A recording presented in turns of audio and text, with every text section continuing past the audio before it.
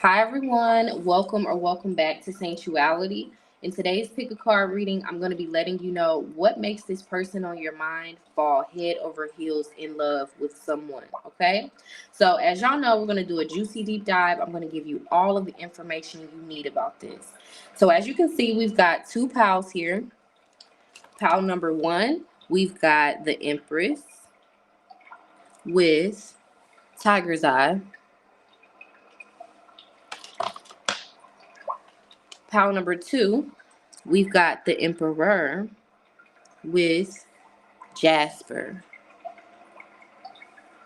Take a deep breath. Decide which pal is for you. You can watch both if you're drawn to each of them. And if you haven't checked out my 2024 mystery reading about your love, career, and finances, that'll be linked in the description as well as the link to saintuality.com. We do have same day sessions available 7 days a week. So if you want to get on my calendar, you can book through that link in the description, okay? So, without further ado, let's begin.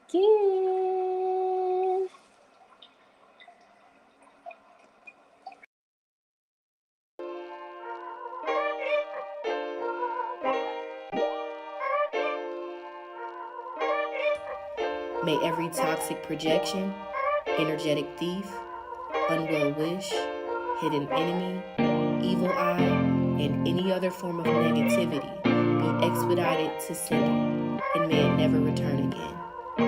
Amen. Ashe.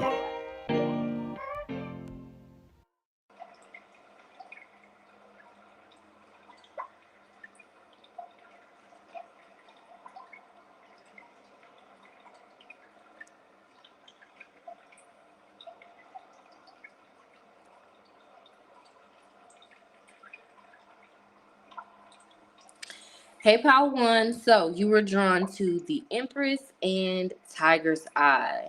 So I want to put that to the side, and we're going to jump into these juicy details, honey. I clear the energy for Pal number one, Spirit. I clear the energy for Pal number one. Before we get into the information about what makes this person give their heart to someone, what makes them fall in love, show me, what is this person's ideal type? What is this person's ideal type, Spirit? Nice. Fresh energy. We've got the Fool. So this person's ideal type is somebody who truly is a go with the flow, free spirit, open-minded type of person. This person's ideal type is someone who knows how to move in a room, like knows how to conduct themselves when they're out in public. I'm telling you, this person's ideal type is like someone who knows how to dress as well, someone who has like a good sense of style, someone who's comfortable in their skin, someone with confidence, ambition. Now, be sure to stay tuned until the end of the reading. I'm going to be tapping into what this person's biggest turnoffs are. But right away, like I get a sense this person really does not like people who like treat people badly or have a bad attitude all of the time. You know, I'm hearing it's not what you say, it's how you say it. Yeah, so this person like likes someone not really just for the outer aspect of who they are, but the inner aspect of who they are as well. Just meaning like looks alone won't get this person. I mean, it may attract this person, but it damn sure won't keep them. This is someone who like personality and character and morals, being that the Fool can represent all signs, but more so than anything, I'm picking up on Sagittarius with this just kind of optimistic energy here in the image. So it's like this person really does want someone who is not all, looking good on the outside, but empty on the inside. This is someone who really does, their ideal type is someone with a good personality. That's a big deal for this person. Because when you think about it, like looks always fade. Or for some people, they really don't. I mean, think about Denzel Washington, okay? But it's like this person is aware that looks are a superficial thing. Anything can happen. Somebody could end up in a wheelchair and can't walk anymore. Somebody could, just simply get old and wrinkly and not be the finest thing in the world at some point in the future. This person is aware that looks, beauty is in the eye of the beholder, but it's not everything. So personality, someone with a really good personality. And someone who doesn't take life so seriously, because you see how this card just fell like that, and they want somebody who's like not, yeah, thank you, Spirit. Somebody who, doesn't really care about what other people think. Something told me to look down, and we've got the Eight of Wands. This is someone who their ideal type is somebody who, let's say you guys are out and about and you trip and you fall like this card did. That, it's not going to ruin the whole date. Like, you're not going to be like, oh man, I'm so embarrassed. Just somebody who knows how to like laugh at things and not take life so seriously. Let's pull that up. Let's see here. Tell me more, Spirit. Tell me more. What is this person's ideal type?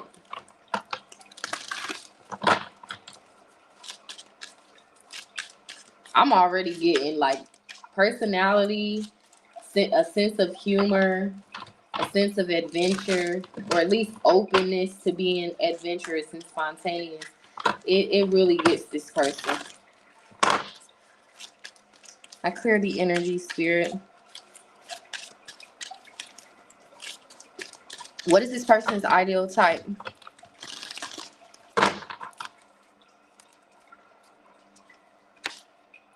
Citrine. Tackle that to-do list. Okay, so this is someone who likes someone who is adventurous. Not adventurous, ambitious. So adventure is a big thing. So this person may like to travel or may have plans of traveling. This person is a big picture thinker. I really do feel a strong Sagittarius or fire type of nature in their chart that makes them look at the bigger picture as opposed to the small details of things. So, but anyway, ambition. This person's ideal type is someone who is ambitious, disciplined, organized, who has a life of their own, who isn't just like they're not looking for a Stepford housewife or houseman. They're looking for somebody who has a great sense of who they are and their own identity. Their ideal type is someone who is an individual. Yeah, blue appetite. Look beyond yourself and think big picture.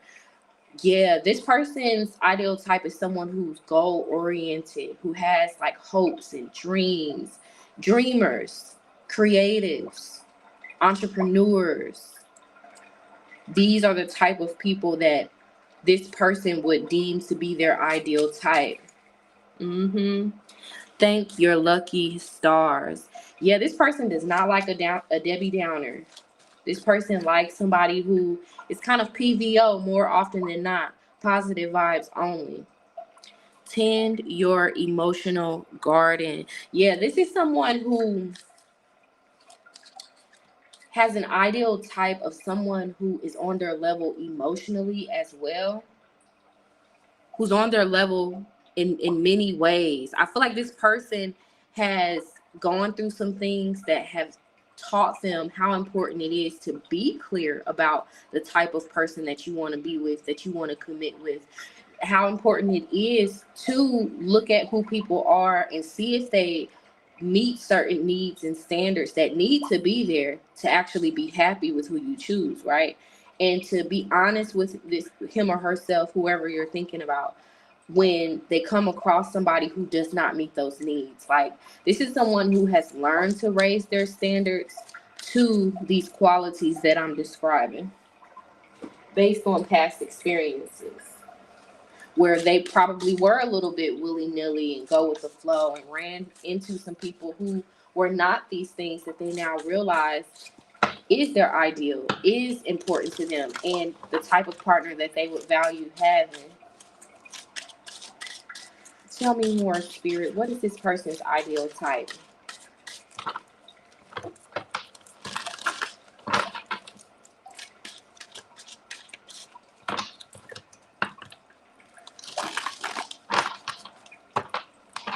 I'm also getting like somebody that they like someone who plays hard to get, or they really prefer that you not play hard to get at all. Like they want you to actually be hard to get. Yeah, Seven of Pentacles. This person's ideal type is somebody that they have to like court and invest. Like even if they don't do it right off the rip, like their ideal type is someone who will be like, oh, you didn't open the door for me. Oh, not in a rude type of way, but just someone who has certain standards that they're just not going to waver on just because they're attractive or just because they have money or X, Y, and Z. Yeah, standards, reasonable standards, self-respect. This is this person's ideal type. I mean, these things are common sense, but you'll be surprised at how many people are out here and they'll just take anything that comes their way because they like to just have sex or they just want somebody, a warm body to lay next to. You'll be surprised at the fact that a lot of people will just kind of take what they can get. But for this person, their ideal type, I'm going to clear the deck. With that Seven of Pentacles energy is somebody who is going places, who has a sense of direction about where they're headed and what they want out of life, and who's not just going to make it so easy, you know, just hand over their heart to this person so easily just because of things like material things. Someone who's not materialistic. Because I'm thinking about that Seven of Pentacles energy. There's a bit of toil and labor to that card. Like in order to get those results, some blood, sweat, and tears had to be put in that. This person had to get their hands dirty when we talk about the Seven of Pentacles. So this is someone whose ideal type is someone who knows how to get up and work or get up and go after what it is that they want by way of ambition, you know, goals, etc., etc. One more, Spirit. What is this person's ideal type?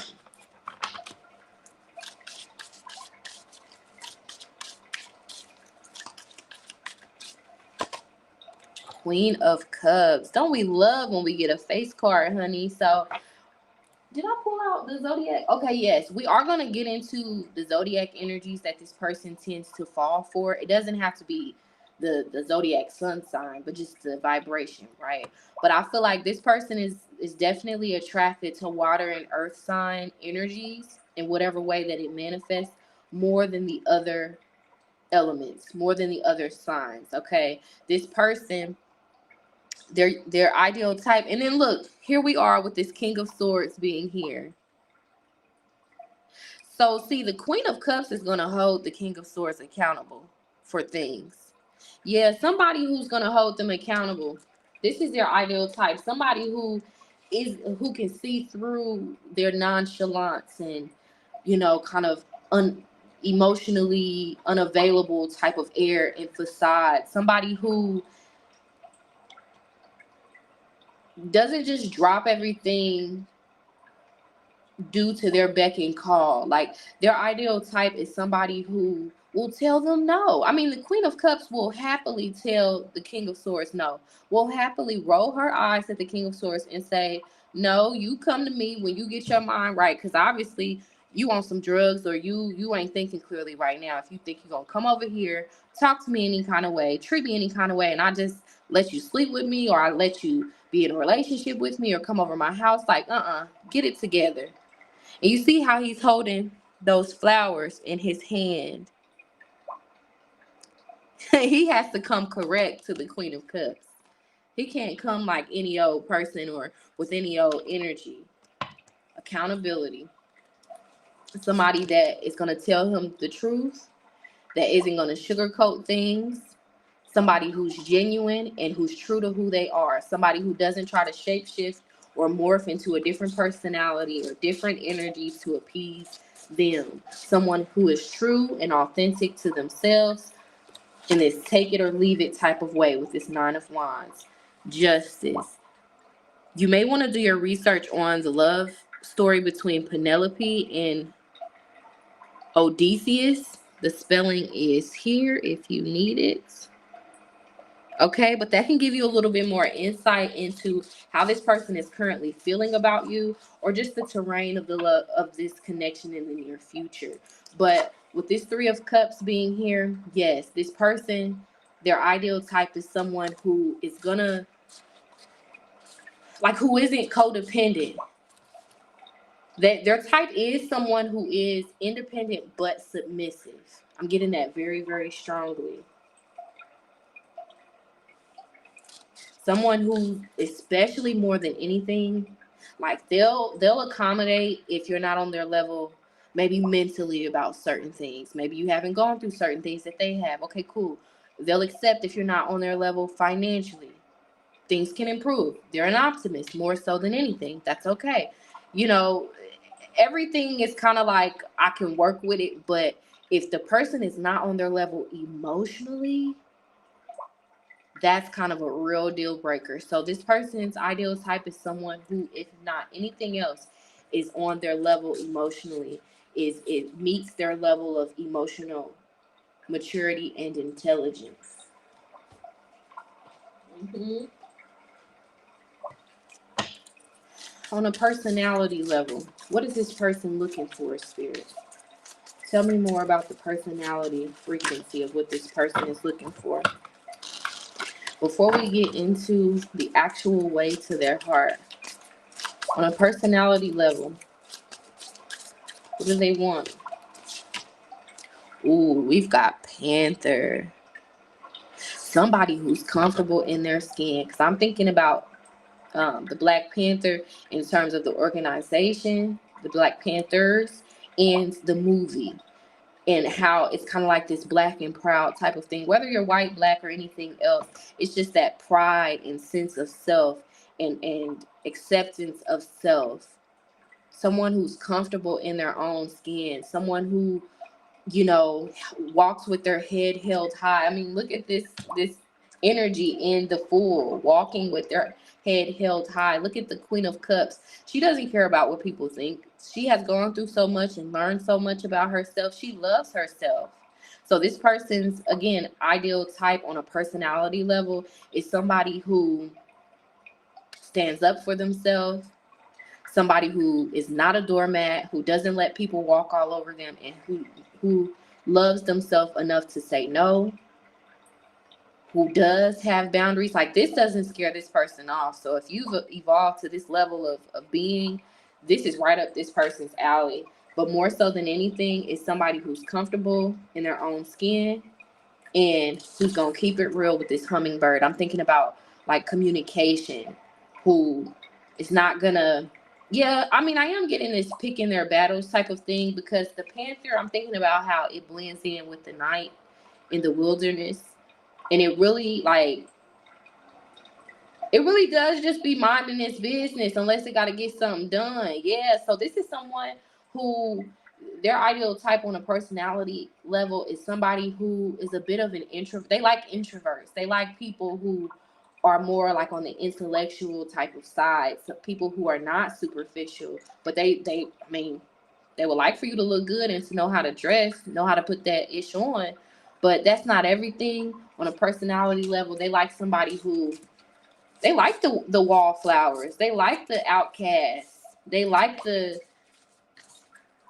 people who march to the beat of their own drums. But it's something about being confident in the skin that you're in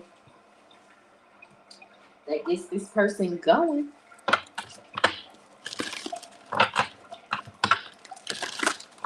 Yeah, check out the channel song that will be linked in the description.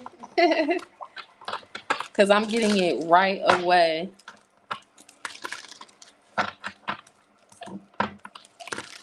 I'm trying to think if I should stop and write it down. Yes, I will.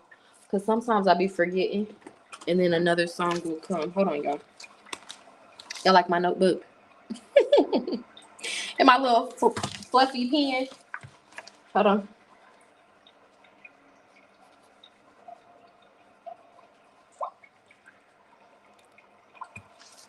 Okay, honey, let's get back to the program. I clear the energy. Show me the zodiac energies that this person on Power One's mind usually gravitates towards and falls for in general. Their ideal. Show me the zodiac energy. that this person on pile number 1, I was about to say pile number 2, so you guys may want to check out pile number 2 as well. Show me the zodiac energies. So we've got Uranus. So I'm getting a strong Aquarius, Pisces energy. Aquarius, Pisces. I'm going to keep shuffling until I get an actual sign. That Aquarius and Pisces cusp they're very, rebellious and free thinking and creative and artistic. They're the ones that seek individuality and would be more prone to marching to the beat of their own drum before the other signs, just on a raw type of level. Tell me more, Spirit. Show me the zodiac energies that this person usually goes towards. Here we are with that Jupiter. So it's heavy on the Pisces because Jupiter is the traditional ruler of Pisces before we realized that Neptune was even there, honey. Okay? Show me the zodiac energy that this person usually gravitates towards and falls for. Yeah, water sign energy. Cancer, Pisces, Scorpio. Spirit, give me a sign card as confirmation.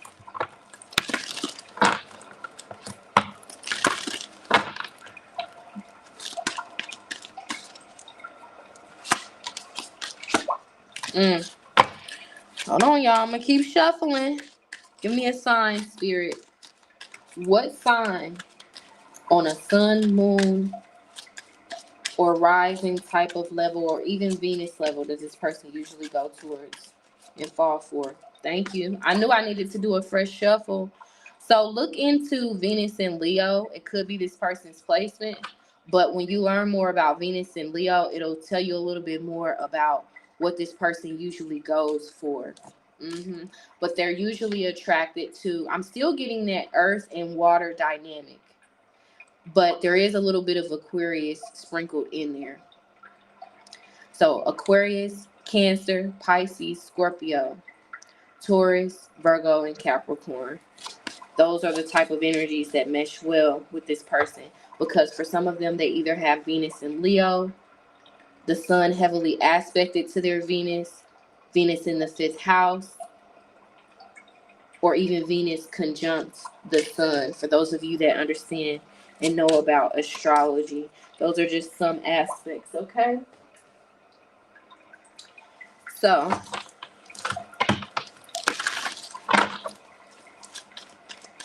what is this person's ideal type when it comes to who they choose to commit to? What type of person do they usually go for and fall for and commit to?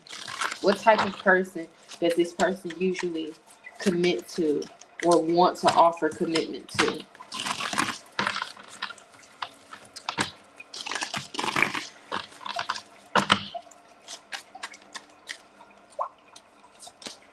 Ooh, we've got knights.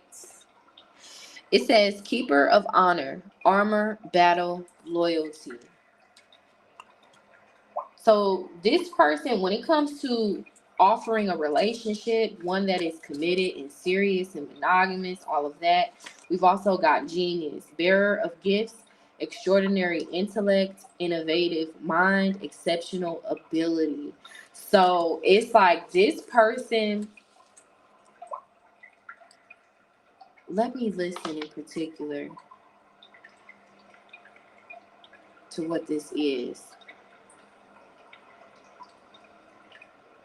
I'm hearing fight for a cause. I'm telling you, this person likes people who are the outcasts, who are on, this is someone who, the knight is someone who wants to get active. They don't sit on the sidelines like when something bad is happening or when things need to get done. This person, if you're a go-getter, if you're a hustler, if you are independent, if you got your own, you got your stuff together. It's something about having your stuff together, being a go-getter, being a hustler, being a hard worker, or just being someone with a high sense of work ethic. That is what makes this person commit to someone, want to partner up with someone.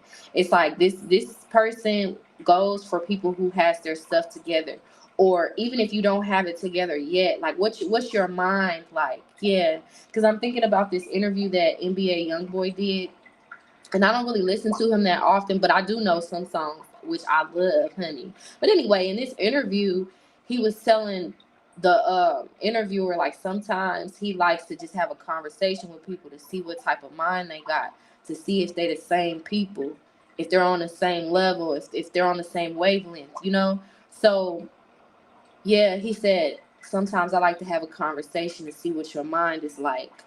So this person offers commitment. The type that this person usually offers commitment to is somebody who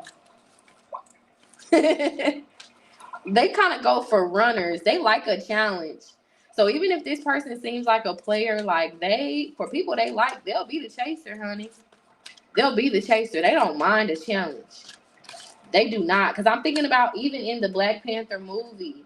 Oh my goodness, I can't remember her name, but the Lupita Nyong'o, whatever her character's name was, Nikita, I think, how she was like in runner energy towards um T'Challa, the Black Panther guy. You know, like he obviously wanted to be with her. You could see it in his eyes every time they were around. Everybody saw it, and even Nikita saw it, or whatever her name was. But she had things to do. She was saving the world. She was doing her own thing. She had a mission to accomplish, and she wasn't trying to be anyone's wife or anyone's woman. Black Panther, White Panther, Pink Panther, all of them, honey. She was her own free woman.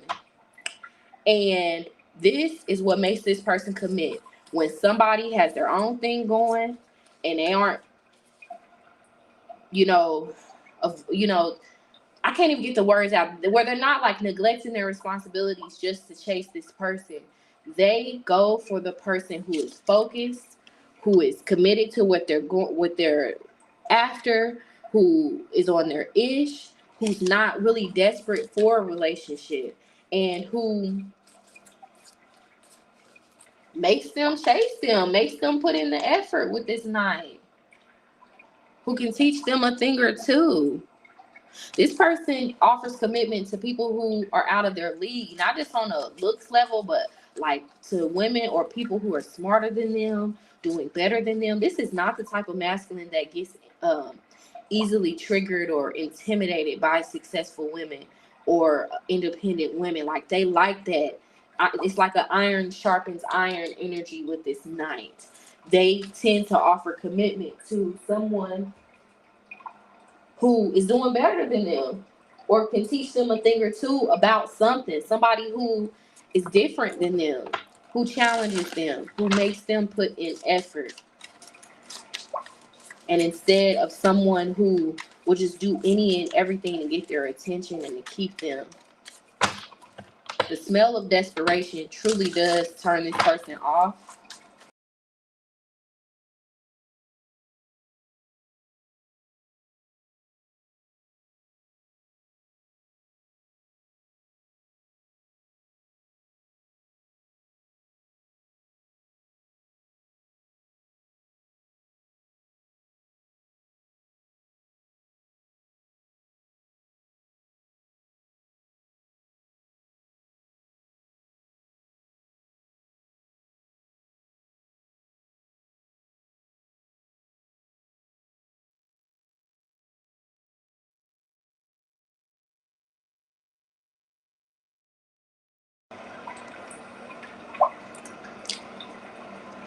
Testing. Okay. Sorry about that. Y'all know how it goes. Put my phone on do not disturb, and that's when people want to disturb me the most. Okay, so I don't know where it cut off on with that, but whatever you heard, that was the gist of what you needed to hear about this night energy, the type of people that they like to connect to. But I was, in short, at the end saying that this person likes people who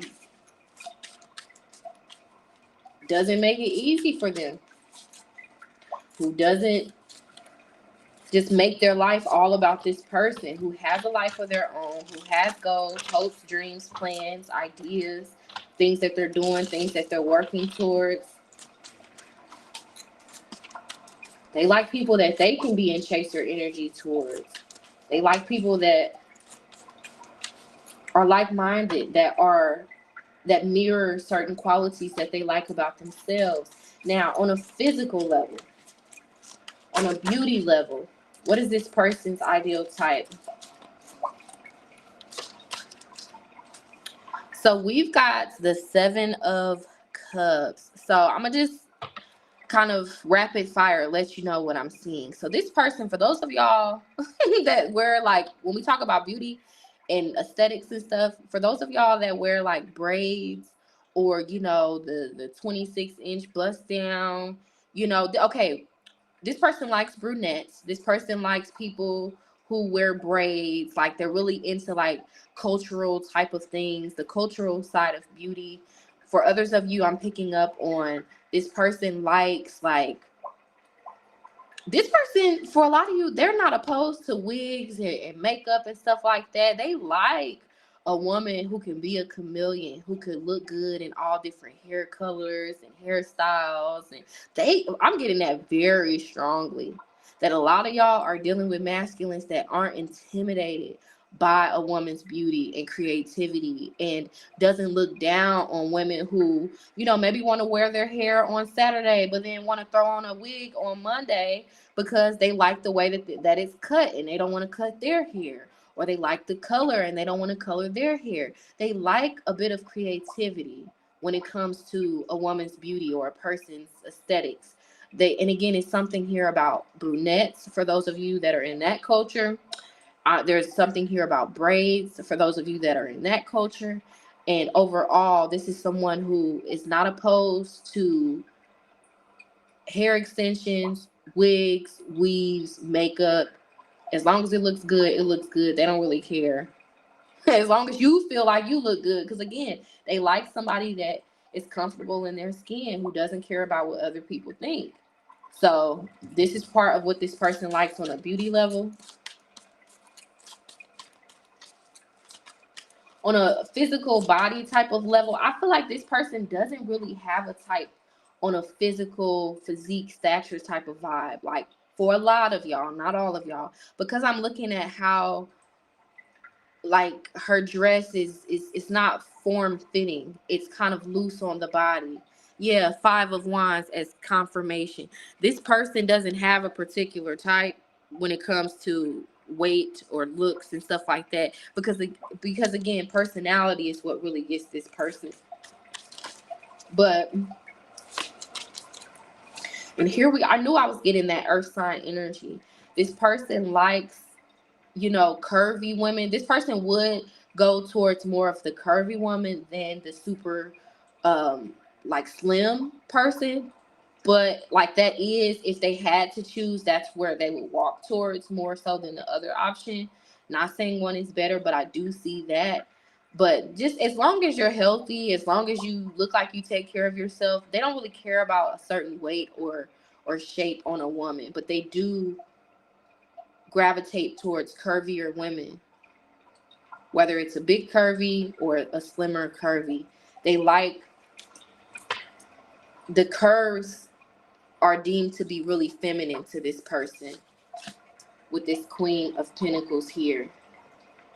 And again, the Queen of Pentacles, I'm thinking about that time in society, like Beauty and the Beast, Belle, when she put on the little like hips bracket and then you put the dress over it and it makes you look curvy. I'm seeing that.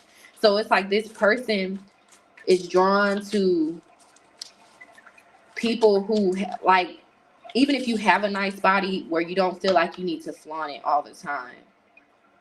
It's really about personality and face more than it is about body for this person. The face card just can't decline. Okay, they can work with everything else, but the face card and the personality card just can't decline. I mean, confirmation. Look at the way that they're just staring at each other in each other's face. Face card, personality card, gotta be valid. As final confirmation, What is this person's ideal type on a beauty level, on a physical, superficial level, before we move forward with what makes them fall in love?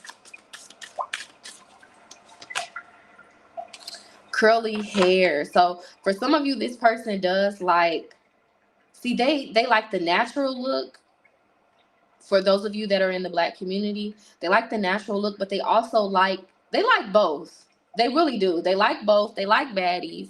And I'm thinking about like, a woman that like is really feminine, long nails, curly hair.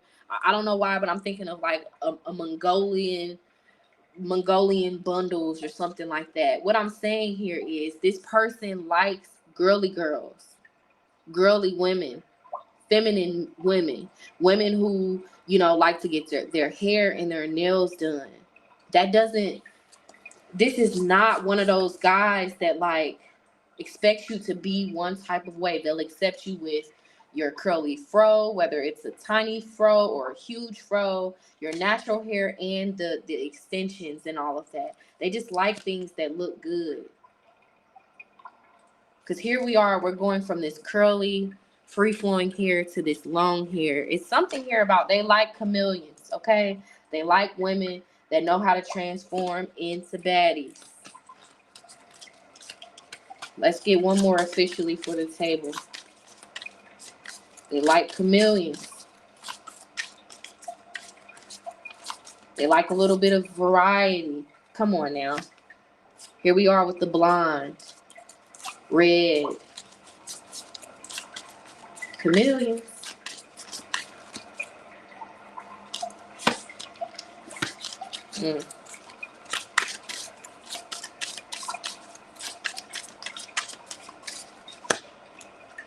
Blusher. What did I say? They're not opposed to the makeup, but it's the face. It's the face for them. It's the softness, the femininity. Like, I feel like their relationship with their mother, like maybe they come from a mother that really like dolled herself up. This is like, for a lot of you, they had a very feminine mother. So they embrace femininity in women. They are allowing of it. Like, they're not controlling of it. They're accepting of it. Come on, makeup. Bottom of the day.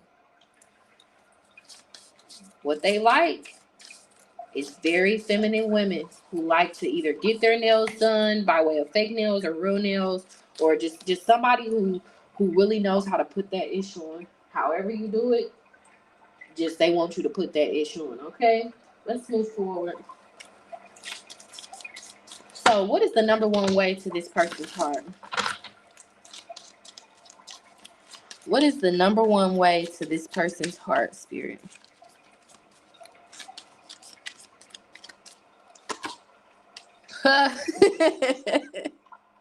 Men. Amazing sex. Okay. So, I mean, that's just right there. That's just right there. That gotta be good. It gotta be scrumptious. The intimacy has to be on point. Like, that is so superficial, but it's really not, because I feel like this is someone who is very like, their heart chakra is good. They've achieved a high level of self-love and understanding of self, or at least they're on the road to that. So therefore, it's like intimacy is this is someone who is emotionally available enough to not just have sex with someone, but to be intimate with someone. So, and you see how, like, this is amazing sex that you have to be very vulnerable to be intimate with someone, to, be in a connection that even just evolves beyond the sexual, sex only type of thing. There has to be a high level of vulnerability to be that intimate, to take things to a higher level from that. Yeah, they adore you. You see how affectionate he is with her. So it's the number one way to this person's heart is physical touch and affection. So I feel like this person may have a love language of physical touch, but bigger than that, it's something here about being with an affectionate woman. Somebody who expresses affection through physical touch, like who would stroke their beard if they have a beard, or who would massage them, who would rub their feet, someone who's submissive.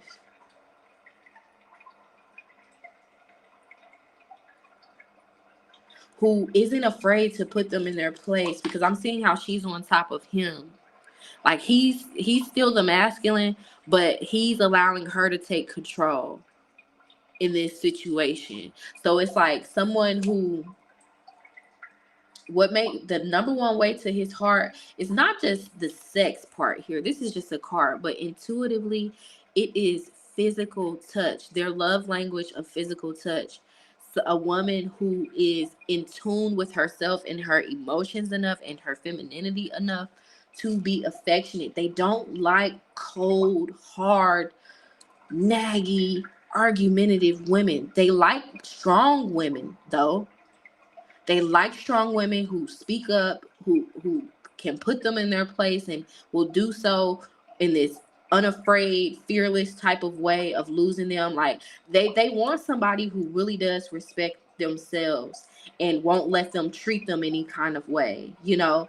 And when it comes to the number one way to their heart, it's important for someone to be that way, that strong, independent, ambitious, speaking up for myself, empowered energy, but to know when to turn that off and be submissive and affectionate. Affection, intimacy,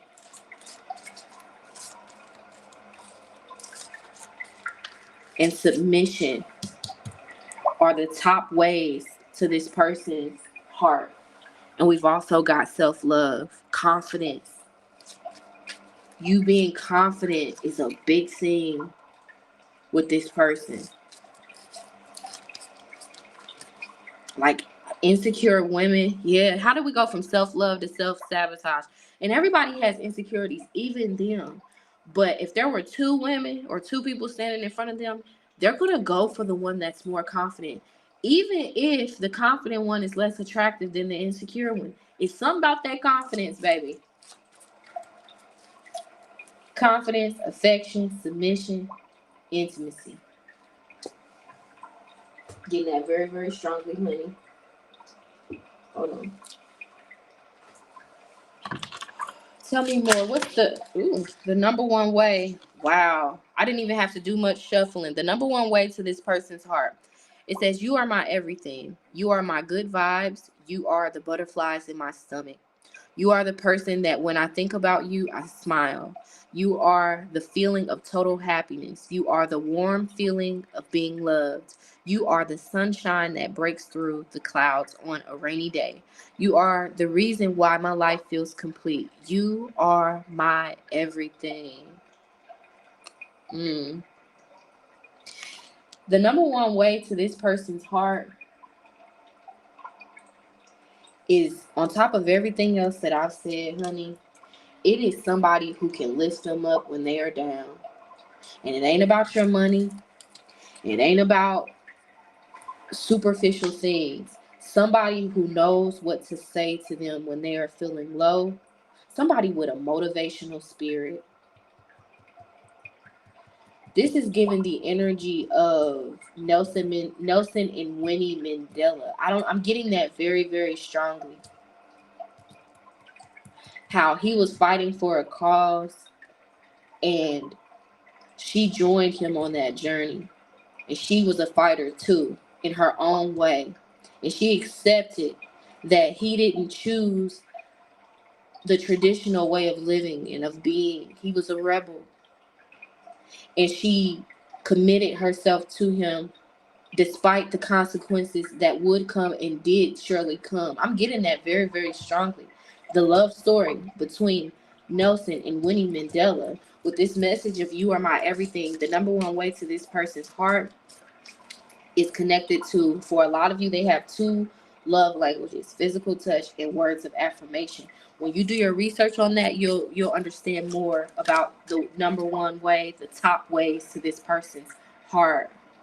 It's something about the words that you speak.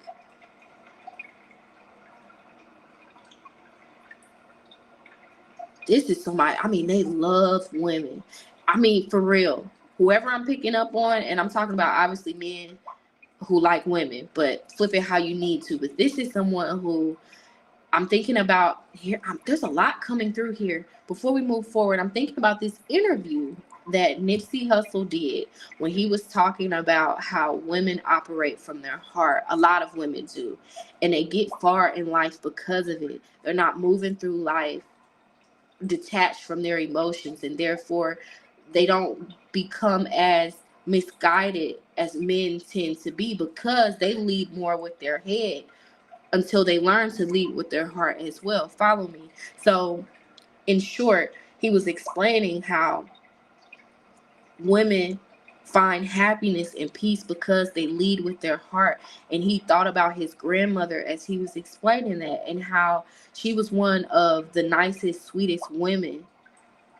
And it automatically brings out the masculinity in men to want to protect her, because men know how some men can be. Men can want to prey on women like that. Queen of Cups energy, soft, feminine, innocent, even type of energy. They can look like easy prey. And Nipsey Hussle was explaining, like, it just makes a certain type of men who are natural protectors, to want to protect that soft, feminine type of woman. And that's a level of power that people don't really understand. People think of power as something that is like in your face, heavy hitting, with a lot of action required. But sometimes there's more power in standing still, in being silent, in being, in taking the high road, being the better person, being the example. There's sometimes when you got to get rough and rowdy, sure, but there is power in femininity.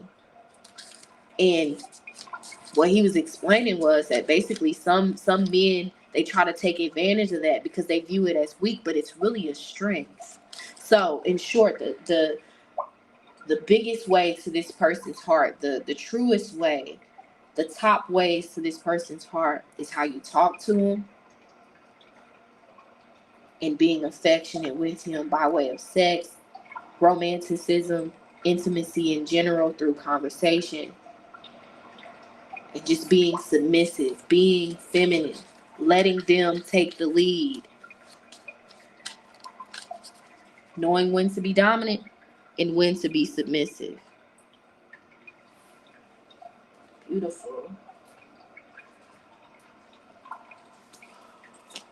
Tell me more, Spirit.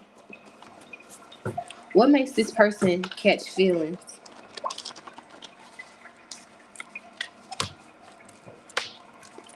What makes this person catch feelings for someone? Now that we know these things. One day, I will give my heart to you.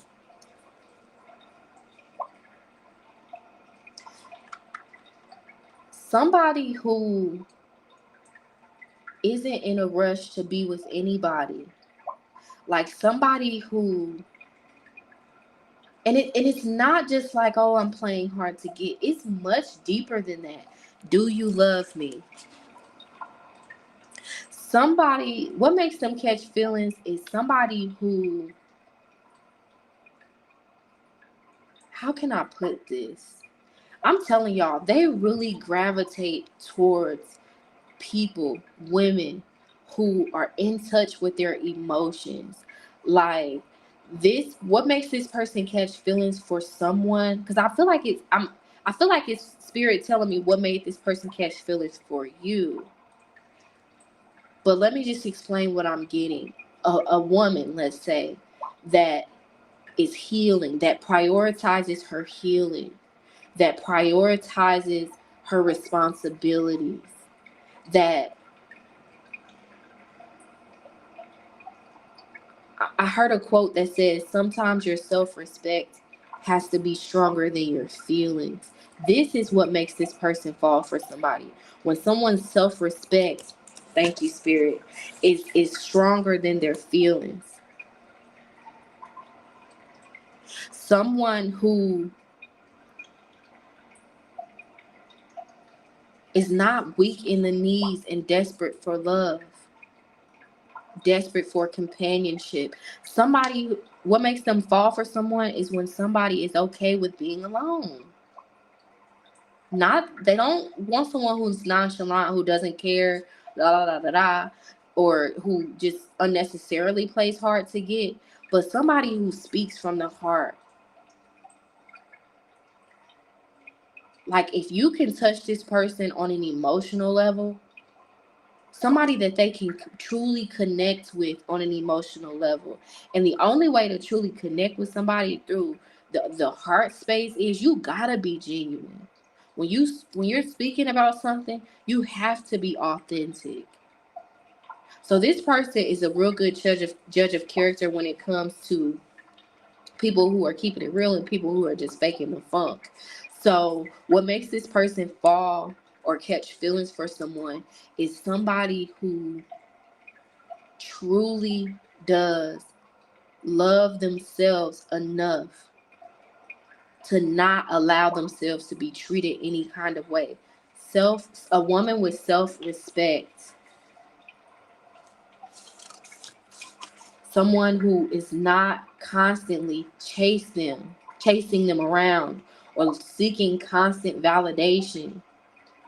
Someone who has enough self-love that allows them to not be desperate for love from someone else. I'm just getting that. And this energy that I'm feeling is much deeper than the words that are coming to my mouth. But I'm having a hard time explaining this feeling that I'm getting. This person likes spiritual women. Thank you, Spirit. Spirit said, let me help you out real quick. Okay, yes. This person likes spiritual women. Whether they're conscious of this or not, like, they like women who are deep. Thank you, Spirit. Thank you for giving me the words. They like women who are deep, who can talk about things that are not superficial. They catch feelings for people who are deep, are spiritual. Even if you are like religious, like you won't feel the need to not talk about God or not talk about your beliefs and stuff like that just because they're around. Like someone with a belief system, certain morals and principles, spiritual women. So this is telling me that this is someone who doesn't catch feelings for just any type of woman. Like, I'm telling you, this person is a little bit like more clear about what they're looking for than you may realize. And whether they realize it or not, they're looking for a spiritual woman. For some of them, they've never been with somebody like you or were attracted to somebody like you. And now that they've found you, and as they've gotten to know you, or as they're getting to know you, they're realizing that the type of characteristics that you present, because for some of you, you are this Queen of Cups, whether it's your sun, moon, or rising energy. And you are the only type of person, like your personality, they've never gone towards someone with your type of personality or your type of aura or vibe, because it never really like stumbled upon their path. They never really came across it. When someone's different, thank you, Spirit, when someone is different than other people, and with this message of someone wants to express their true feelings to you, they tend to fall for and to catch feelings for people who are different, people who are outcasts and wallflowers. I'm telling you, I feel the need. I want to pull more from that deck, but I'm going to refrain. We're always going to use that deck in the future for more messages, but I'm getting that very strongly. They have realized, or they are realizing, that what they really like is spiritual, deep, mysterious women. For some of y'all, they like witchy women. People with witchy vibes. And yeah, look at that. Four of Pentacles. This is like, someone spotting a unicorn in a field. Nine of Swords. Knight of Swords. Yeah, this different. Again, rebellious nature. I'm thinking about a post that I shared about LeBron James and Savannah. How Savannah looks different than pretty much all of the other NBA wives. Like, I never realized it until I came across the post. Like, damn, all of the wives or girlfriends in the NBA, they're usually of like a certain tone and texture. Like, they're kind of like copy and paste, all of them, you know. And she's the one that really, not just because she's black, but just like there's just something so different about her from the other wives, just her personality, you know, just a lot of it, not just the skin tone, but I'm getting that very, very strongly. This person is like the LeBron James of love. They don't go for what society says they should go towards. That's what makes them catch feelings. People who are the ones that people overlooked, or the people that people don't believe in, the rejects. I'm telling you, Queen of Swords, it's something to it. That's the thing for this person. The people that other men probably don't want, or don't want to choose, or think aren't all of that. Like, I'm telling you, it's something here about this person. They truly go for people who don't fit the molds of what society says is beautiful or is the ideal. Whether it's on a witchy vibe in terms of belief systems, or a fashion type of thing. Like, they're okay if you have piercings and tattoos. It's just they like women who are different. They do. They like the hippies, the gypsies, the witchies, the spiritualists, the radicalists, the rebels. Again, Nikita and Black Panther, Savannah and LeBron James. What makes this person happy in relationships?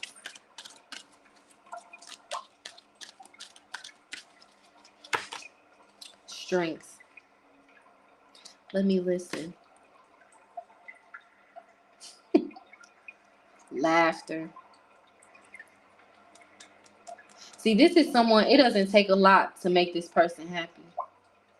It really doesn't. It's the little things.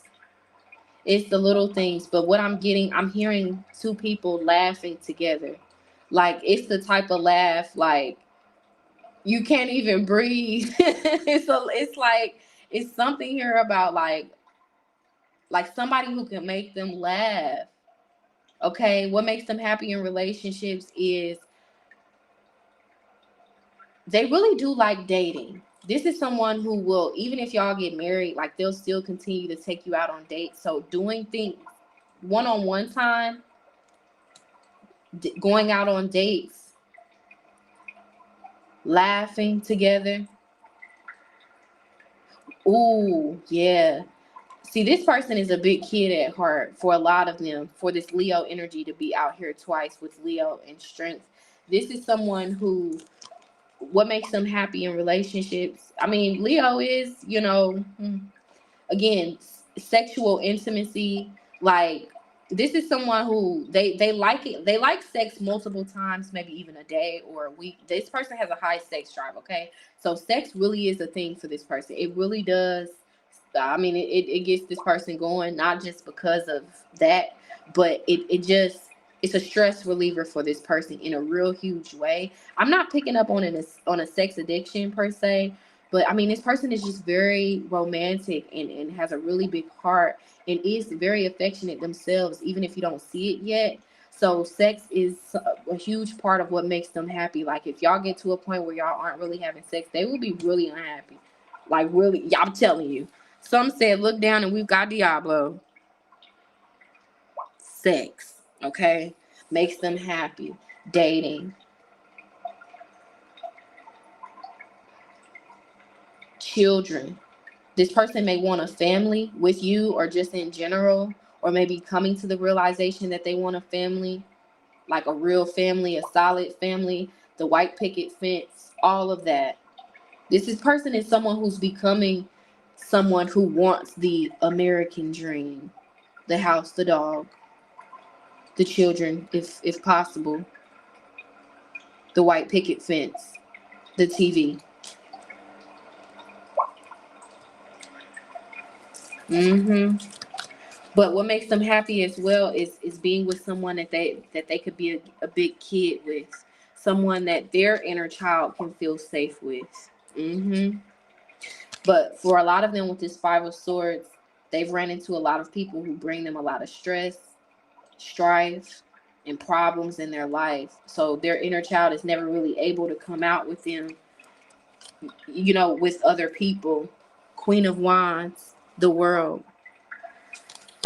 What makes this person happy is one-on-one time by way of dating, lots of good sex, being big kids with each other, like somebody that they can be goofy with, somebody who can pass the vibe check, you know.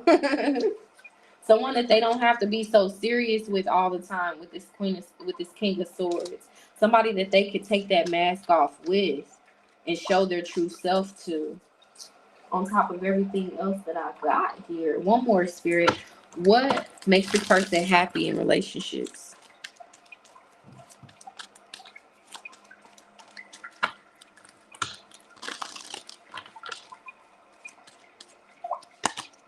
I felt it.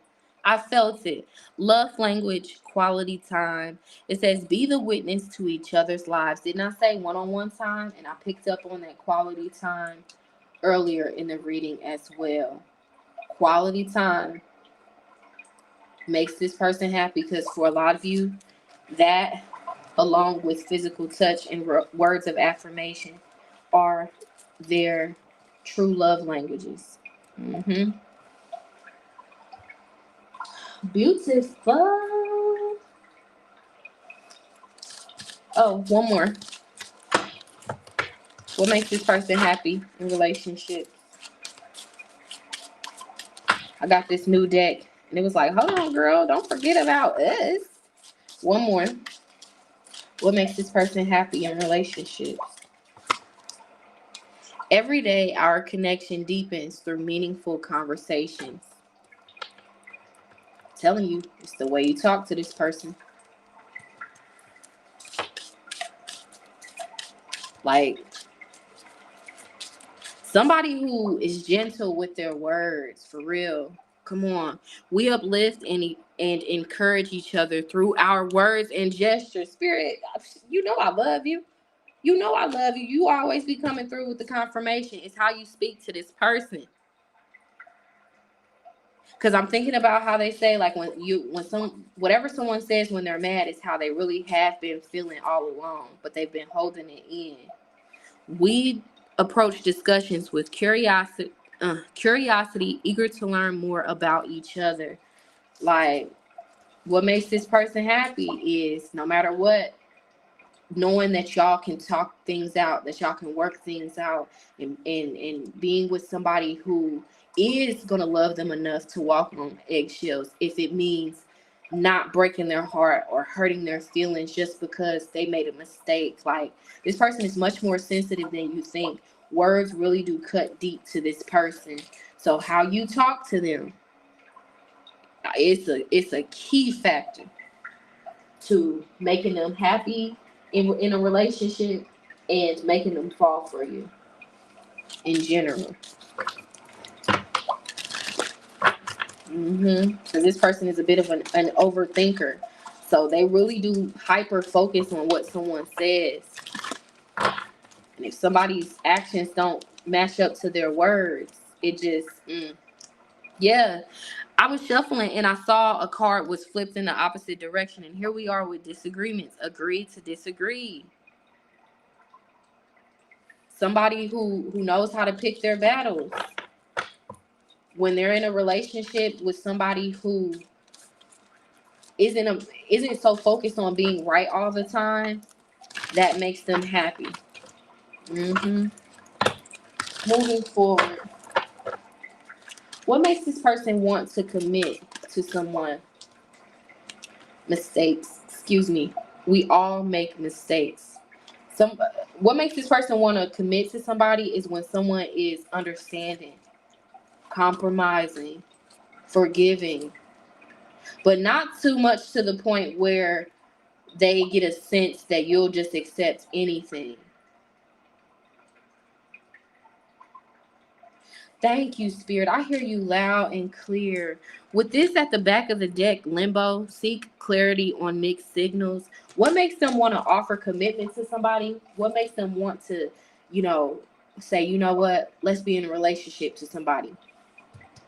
It's somebody who's not going to just let things slide, like who knows how to, choose their battles. They want somebody like that, but somebody who is fair, who doesn't make mountains out of molehills unnecessarily. What makes this person want to commit is when let's say, for example, when a woman doesn't sweep things under the rug. If there's a problem, because I feel like this person like when they have feelings for somebody, they can be passive. Like if something is bothering them or if they're upset about something, because again, they're more sensitive than you know. And they can be kind of passive as a way to like not want conflict. So it's like being with somebody or being connected to somebody that will address issues and work to resolve it, as opposed to just harping on the issue. That makes this person want to commit. Not just being forgiving and being a doormat. This person will commit to somebody who isn't a doormat. Somebody who senses that there's a problem, and if it's a battle that should be fought or addressed, will speak up and won't just pretend to be happy because they're cute, or pretend that everything's okay because they just want someone to say that they're in a relationship with. What makes this person want to commit is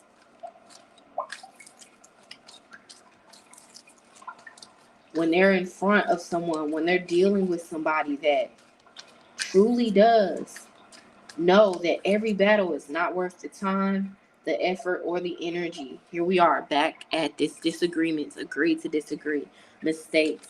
Somebody who is willing to fight for the connection just as much as they are,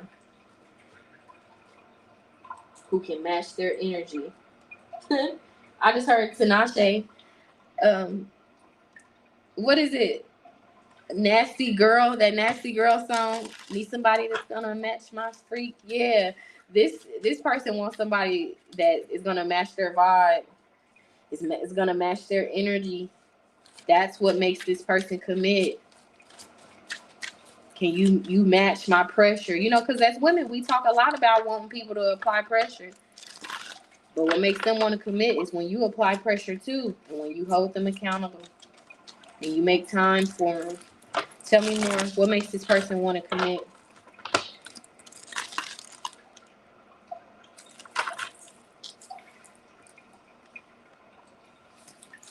Need somebody to next one?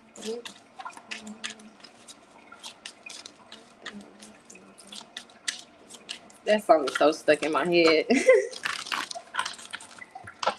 I don't want to put you on blast, girl, but hi, Tinashe, if you're watching. I'm picking up on your energy. Strong honey. I like your new song, by the way. If you are listening, okay? I could be energy. What makes this person want to commit? Again, somebody who's not desperate. Take it slow. It says, take your time. There's no need to rush. The best connections are built on a foundation of steady growth. That's what's required of you right now. Steady growth and patience. Somebody who doesn't try to rush them to be in a committed relationship. Somebody who truly knows how to go with the flow and who isn't thirsty or hungry for love. And I'm going to be real. You got to satisfy this person in the bedroom. Because, some women be thinking their stuff is good, but I'm picking up on the energy of this person. Like, they're not easily impressed in the bedroom. They're not, like, I don't know. So, I don't know. I'm getting that very, very strongly. Maybe they're trying to telepathically communicate that through this reading, that this is not somebody that gets weak in the knees just by somebody sleeping with them. Like, they're not easy to please in the bedroom. Meaning, people could try to entice them to sleep with them. And women have tried that with this masculine that I'm picking up on. Like trying to like appeal to their lower nature, and then they sleep with them and they be like, ooh, this was mid, this was weak, even if they are the finest or the baddest. So it's kind of giving that Christian Grey type of thing where you would think that level of a guy would go for a certain type of woman, but he went for the Queen of Cups, the more demure, shy, quiet. And she had him weak in the knees, honey. Weak in the knees. The shy girl, the one that nobody noticed, the one that nobody paid attention to, the one that probably didn't even turn many heads. Not saying that that's y'all, but just meaning the type that you think would make this person weak in the knees, it's not really accurate. It's the complete opposite, really, for a lot of you. But someone that can satisfy them in the bedroom. It says, kiss me hard. It's obvious what they want from you. Someone wants you deep inside them or vice versa. If you're ready, they're willing. Don't waste any more time to ponder this. They want you now. Need somebody gonna match my freak? Yeah. Or is somebody gonna match? Yeah, I think it's somebody gonna match my freak. I don't know. I'm just hearing Nasty Girl by Tinashe over and over and over again. Tell me more. What makes this person want to commit to somebody? Someone who doesn't care about what other people think. I don't care what people think anymore. I've been given bad advice. I'm listening to my intuition. I know you are the one. Somebody who's expressive with their love. Someone, when it's like they want you to give chase, make them put in the effort.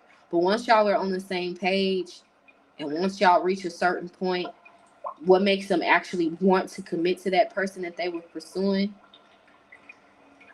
is when that person truly like is lovey-dovey and mushy-gushy. They don't want someone who is like emotionally detached, emotionally unavailable, and nonchalant all of the time.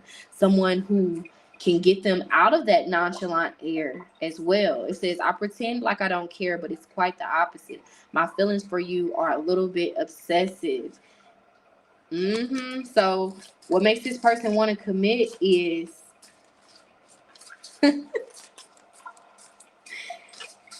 it's something about you gotta make it a little hard for them. They don't like something that they could just get easily, because then they feel like anybody can have it. What makes them want to commit is when a woman is a challenge. And once they get that woman that was a challenge, if she's affectionate, if she can show him the love that he really hasn't found or been able to keep, it's like he wants somebody to show him how to love, to show him how to get out of that nonchalant type of frequency. He wants somebody that can bring out that romantic side, that affectionate side, somebody that is worthy of that. Yeah. But because he hasn't, he's ghosted a lot of people. A lot of people. I ghosted you because it was getting too intense. I don't let people in my life easily because I have trust issues. Yeah, this person, it doesn't mind a woman who is a little complex or, difficult or holds back. Like, they like that. That's right up their alley, right up their driveway, right up their avenue. One more. What makes this person want to commit? I've been a messy girl. I've been a messy girl. Divine timing. We are on the journey and the divine dance of the soul plane. I will manifest into your physical world in perfect divine timing. All we have to do is trust and have faith that all will work out beautifully. So, again, patience. Let them, I'm hearing like leave, like having an air of mystery. Leaving something to the imagination. I'm telling you, if you think this person goes for women who have like, this person likes somebody who, it's something about a woman who knows how to be a lady in the streets and a freak in the sheets type of energy. That's what makes this person want to commit. When a woman knows how to like be a boss, be a baddie, but also be like his queen, submissive to him, let him take the lead. Somebody who knows how to walk that tightrope and who leaves the ball in his court to make it committed instead of being mad at them because they're not rushing into a commitment as a way to validate the feminine's needs for acceptance and approval. Lastly, intensity. My feelings for you overwhelm me sometimes. Please reassure me by taking things slowly and patiently. Here we've got that multiple times. What makes them want to commit is when a woman or a person is not in a rush for something committed and just lets them do it when they want to. And I'm not saying that like, oh, let them waste your time. For a lot of you, this person is looking for a certain type of woman that a lot of you are. But a deal breaker for this person is when somebody tries to rush it or tries to like ask them for money like 2 weeks in, or it's all about timing with this person. But the chemistry on an emotional and sexual level, more than anything, has to be top tier. The face card and the personality card has to be approved. It cannot decline. Okay, for this person to commit on top of everything else that I've said. So let's close this out with some confirming messages about this person's biggest turn off spirit. Final messages. What are some of this person's biggest turn offs? Attraction. You attract romantic love by enjoying this moment fully. Being too flirtatious and easily flattered by the attention of other men. Giving other, oh my God, excuse me. Giving other men like attention. Something about a flirtatious type of nature. Like doing things for attention, like unnecessarily for attention. Or doing things to try to make them jealous. Like trying to get the attention of other men, trying to attract other men when y'all are at a low point to make them jealous. Doing things to make them jealous. I'm just getting that very strongly. Flirtation and trying to spark jealousy within them. Tell me more. What's a huge turnoff for this person based on their past experiences? I have things going on in my life that require my full attention. Not making time for them. Like being too busy. Not prioritizing them. And again, not being comfortable in your own skin. Like being too insecure. Everybody has insecurities, but just like not loving yourself, liking what you see when you look in the mirror, being too self-conscious. It says, I don't understand what you see in me. I don't feel attractive. Tell me more. What's a huge turnoff for this person? Ooh. Well, I'm going to clear the deck, but for those of y'all that have some sort of uncertainty or need clarity about your love life, with this Cupid's arrow, I'm thinking about Sagittarius. Sagittarius season is going to be significant when it comes to progression and improvements when it comes to your love life. It says, have faith. Love is coming. Surprise invitation or meeting hesitation. So for some of you, you need to know you may meet someone new in Sagittarius season in the year that you're watching it, or like if you're watching it in 2024, I'm recording this in July. So you may meet someone new in September. Not September. Oh my God. Sagittarius season, but it could be September because that slipped out. Sagittarius season meeting someone new, or Sagittarius season of the year that you're watching it in the future. Okay, let me clear the deck. Tongue tied. What is a huge turnoff for this person? Heart with a key. Welcoming love, meeting the one, open your heart, getting together. Perfect. Somebody somebody who's not interesting, like who's not interesting outside of the bedroom. I mean, it's really that simple. Like somebody who really is only has sex to offer, because a lot of people think that that's the only thing that men are looking for. Okay, some men are only looking for that, cool, but there are some men who are looking for that and other things, and this happens to be a guy that's looking for intimacy, someone that they can have, you know, fun with in the bedroom, but they also want to have fun with you on dates, you know, when y'all have one-on-one time, when y'all are just talking. They've ran into a lot of feminines who, like, after they have sex, they kind of are awkward, or, you know, all of a sudden, like, expect for them to be madly in love with them, or become very igmatized and crazy. Just it's something about there. Y'all have to click inside and outside of the bedroom, because there are some men who will just accept a woman because they got stuff going on in the bedroom, although they really don't like their personality outside of the bedroom, although they really don't like their lifestyle, or although they really aren't all that attracted to them, they just stay with them for the sex. So this is not a guy that's like that. Like,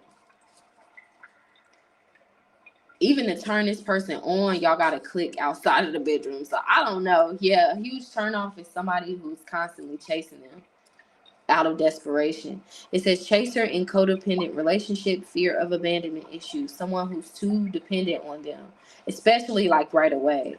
This is the type of guy who is very generous and is very helpful, but they don't want somebody who has to depend on that help and that generosity from them. Yep, the runner, because that'll just put them in runner energy. See, this person likes runners. They don't like chasers. They're turned off by chasers. I clear the energy. What is a huge turnoff for this person? Crumbling. What you've built feels like it's falling apart. It's okay. You have the strength to build anew. Somebody who does not have their stuff together. Somebody who always has something going on, whether it's drama, losing a job, car breaking down. Like, I'm gonna tell you the truth. That is a huge breakdown, or deal breaker for this person, and turn off for this person. Somebody who always got something going on, somebody who isn't stable, whether it's mentally, emotionally, or financially. They don't like shady feminines. Look at how this snake is wrapping around this man, going behind your back, being deceitful, swindler. I mean, they don't like gold diggers. They don't like women who are sack chasers. And I mean, they understand that everybody wants to be with someone who has money or can assist them if their life fails. But they are really turned off by women who don't have their stuff together but expect to be with a man who does. I'm just getting that very strongly. Or women who sleep with men for money, or just think that because they look a certain type of way that they deserve to be with someone who has their stuff together. Undecided, choosing between lovers, competing for affection. Again, like flirtation or juggling them. Turn off.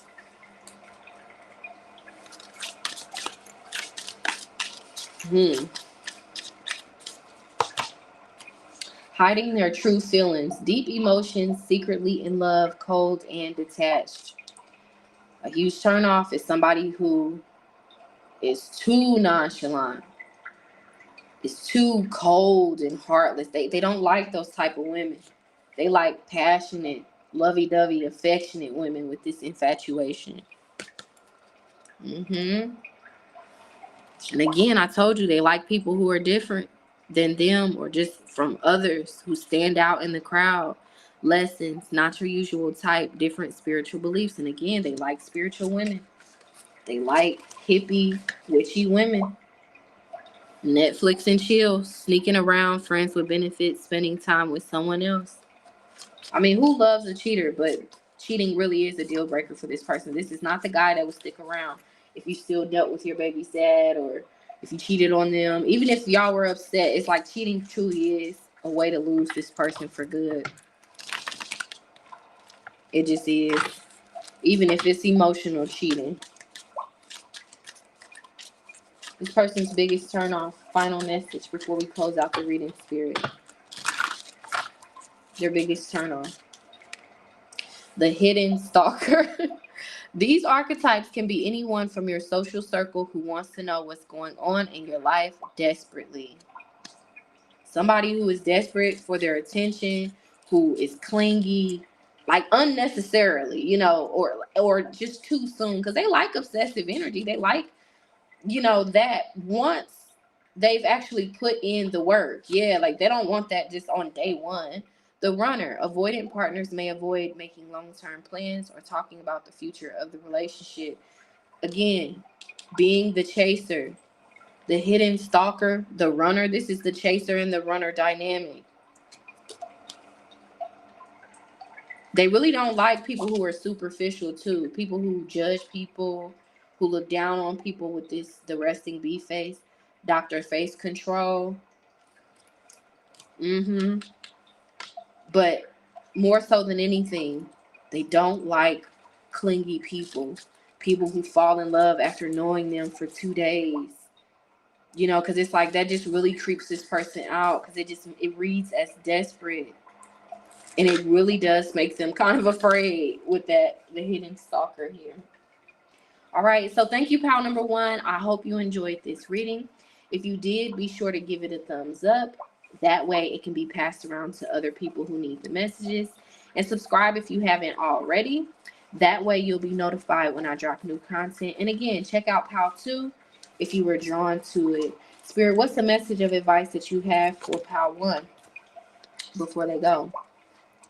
Look deep within your heart and you will feel my love. My love for you is as deep as the ocean. Your message of advice when it comes to love, whether it's about this person or in general, is it's something here about your guard, knowing when to keep it up and when to let it down. Vulnerability. I'm just hearing, give this connection a chance. Be open to the lessons it will teach you. Give this connection a chance. This could be talking about the one you currently have or a connection that's about to come in. But some sort of change is about to take place in your love life. Be open to it and give whatever this connection is currently or is manifesting a chance. Your relationship with one another is about to deepen. Love conquers and transforms all things. So I think that's why we got that Cupid's arrow, Sagittarius season energy there.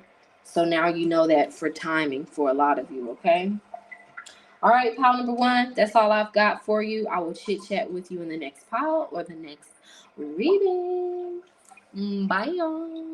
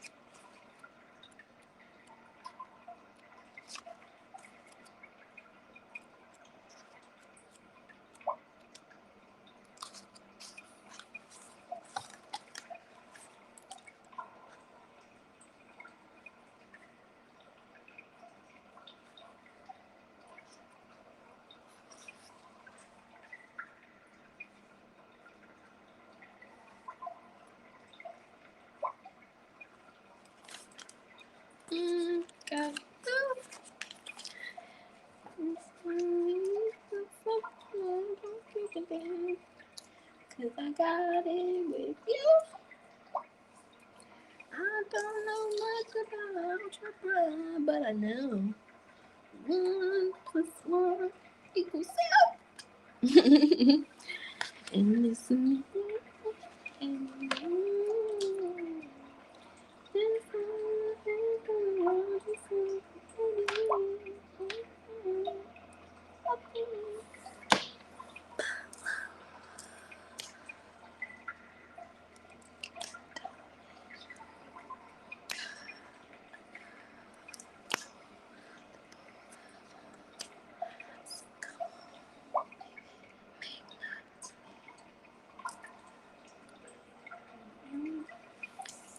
Hey, Pal 2. So, you were drawn to the Emperor and Jasper. I almost forgot what this was. So, let's put this to the side and then jump into your reading. Now, during my break, I could not stop singing the song that I have linked in the channel song section in the comments. So, after this reading, be sure to check out the linked song there. That way, you'll have a better understanding of this person's energy towards you right now and that I'm picking up on in general. And ultimately, what makes this person fall in love. Okay, the vibe. I clear the energy for pal number 2. Oh, this song is stuck in my head. I clear the energy for pile number 2. And because the song that I got for pile number 1 is stuck in my head, you guys may want to check out pile number 1 after this. All right. I clear the energy spirit for pile 2. Before we tap into the number 1 way to this person's heart and all of that jazz, what is this person's ideal type?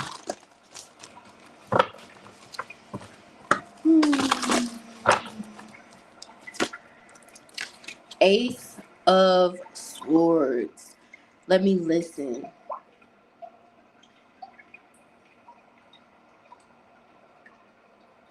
So, for a lot of you, you may knowingly or unknowingly be dealing with a sapiosexual. This is someone who they get aroused, turned on. They fall for people who are more on the intellectual side, logical side. We are going to be tapping into the zodiac energies that this person tends to fall for. Doesn't have to be the sun sign, but it could be other placements. But with this Ace of Swords,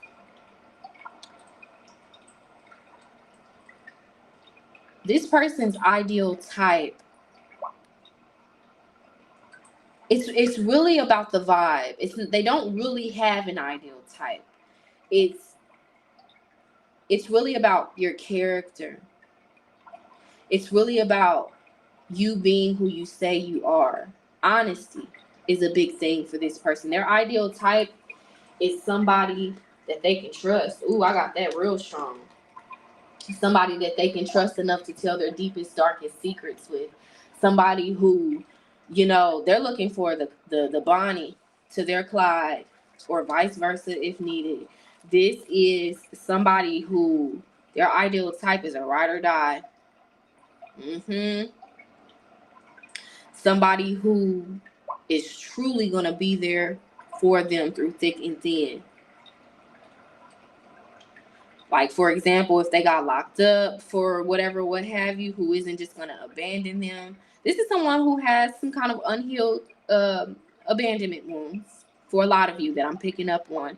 Some unhealed trust issues. And a lot of us have trust issues to a degree. I mean, this is the real world. So you kind of, we lock our doors. We close our blinds for a reason, right? But it's trust. Their ideal type is someone who is trustworthy, someone who is ethical, someone who means what they say and says what they mean, someone who is not a liar. They hate deception. They hate manipulators. Ooh, I'm excited about this reading, y'all, because I feel like this is somebody who is a little bit, they keep their heart under lock and key. This is someone with this Ace of Swords, Wheel of Fortune, Death. Ride or die is their ideal type, but this isn't the ride or die that you don't want. You know, because there are a lot of guys who want a down bitch, so to speak. Somebody who is just going to put up with their crap, yada, yada, yada. I'm not getting that from this person at all. This is of good intention with this Wheel of Fortune, this Ace of Swords. This person has an ideal type of someone who is going to be someone like, if a woman sees that their friend really isn't their friend, that the woman would tell them. Honesty, trust, loyalty. There we go. Because I'm seeing this as an L, and I'm like, what are you saying, Spirit? Loyalty. Loyal. See, the way to this person's heart, we haven't even got there yet. It ain't even really love. It ain't really all of the sweet nothings, and it's really kind of like a vast difference from pile number one. The way to this person's heart, on top of whatever else I'll pick up, is loyalty.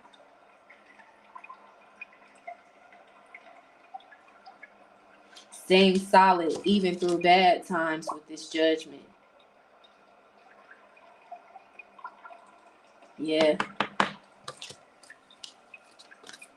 Check out the song that'll be linked in the description.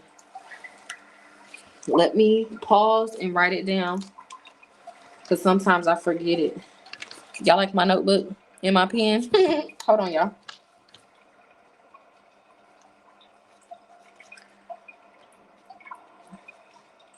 Okay. Back to the regularly scheduled program, honey. Let's move forward. Loyalty. Honesty.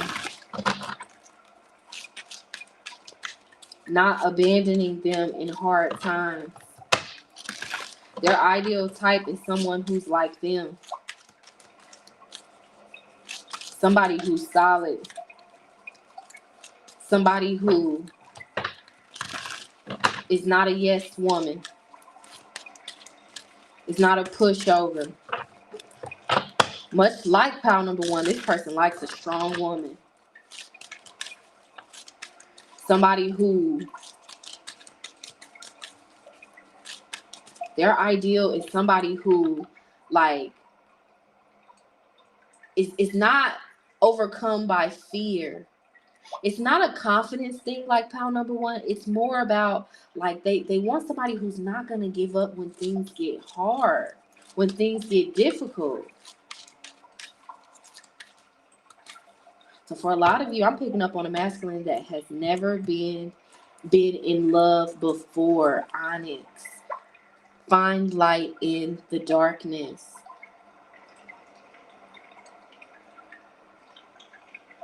Somebody who's their ideal type is somebody that's going to accept them flaws and all. So it's like, yeah, because I'm thinking about when Moneybagg Yo said he was admitting that he is hard to love. That it takes a special type of person to be with somebody like him. And I feel like this masculine that I'm picking up on feels the same. Like they're a bit complicated. They're a diamond in the rough.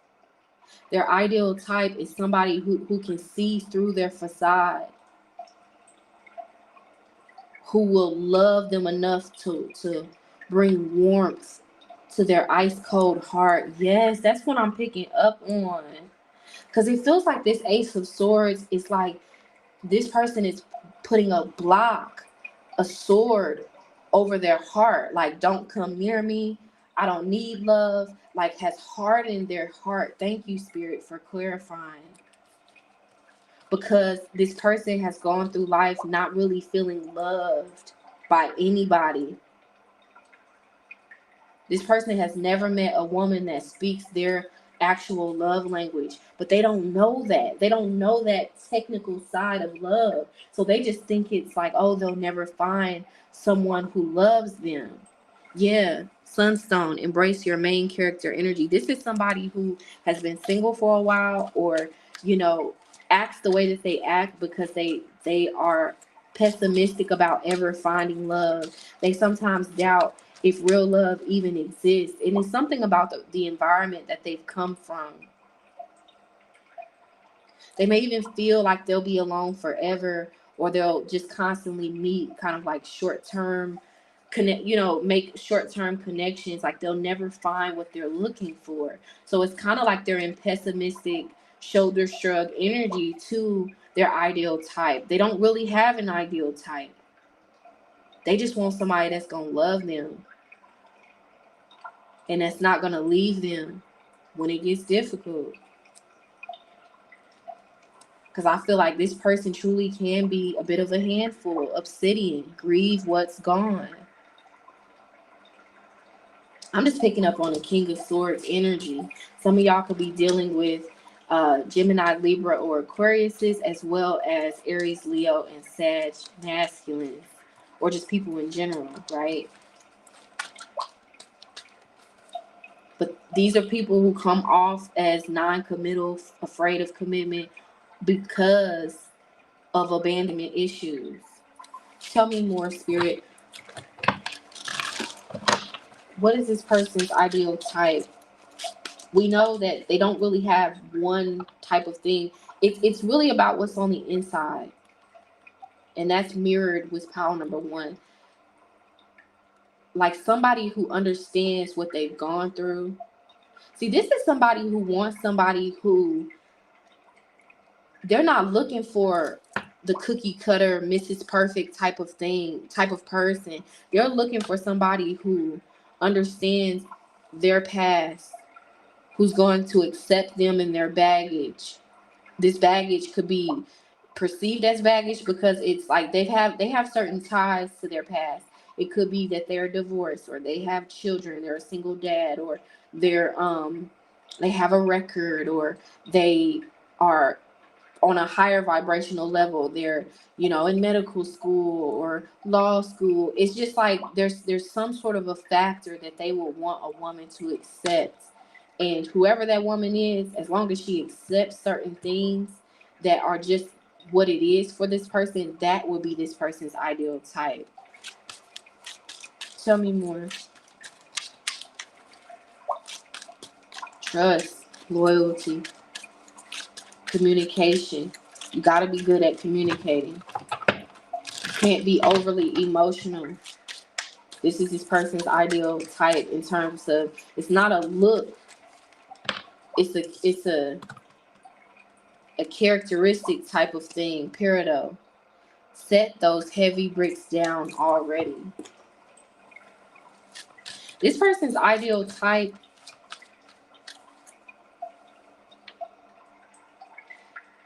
is someone that has a lot of love to give. And that sounds light, but it's real heavy. Their ideal type is someone with a really big heart, a forgiving heart, a kind heart. They want somebody completely different than who they are. And they've ran into a lot of women that are the way that they are. Cold, masculine, mean. Not saying that that's all that this person is, but like they find women that, it's just something about very cold women. Cold, mean, cruel, evil women that they sometimes have to defend themselves against. Women who are manipulative, what is it? Yeah, deceitful or deceptive. There we go. I couldn't even get it out. Yeah, low down, trifling. I'm even hearing like, whether black, white, or whatever, just this guy for real that I'm picking up on has ran into a lot of banshees, a lot of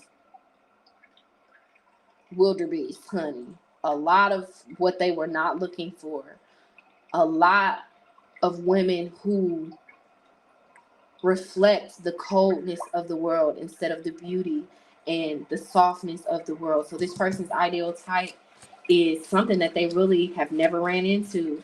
Someone who is soft, someone who is gentle, who is kind, who is sweet, When you listen to pile number 1, you'll get more on that. Break a sweat and get it done. Bloodstone. Pyrite. Bring on the abundance. I'm telling you, this person's ideal type is someone with a big heart who's generous. And I'm not saying like this is a gold digging masculine. I'm not getting that. But this person has truly met a lot of empty women, soulless women, and people in general.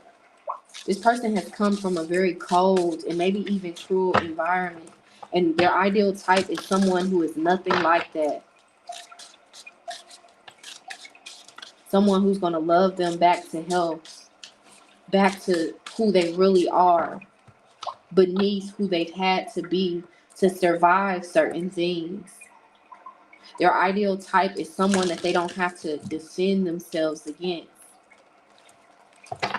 that they don't have to regret loving, wanting, or caring for, or being there for.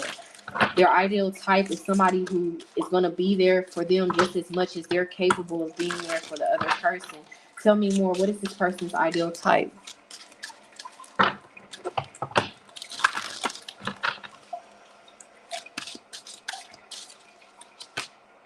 Seven of Cups.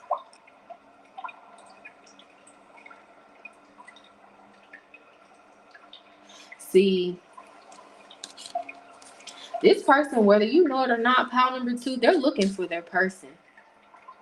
They want to be with one person. Maybe they went through a season of life where they just sowed their royal oats with this Wheel of Fortune popping out again. Yeah, and it's something to it with Zeus, because I heard that he was slept with everybody. Not saying this person is community pain or was, but you know, this person is no virgin. This person is no saint. We know that, okay? But it's like this person is looking for their one person, someone that they know is for them and only them. A good girl. There we go. There we go, Spirit. I hear you, baby. They're looking for a good woman. Their ideal type is a good woman. And at one point, I'm going to be real with you, pal, too. They went for the complete opposite.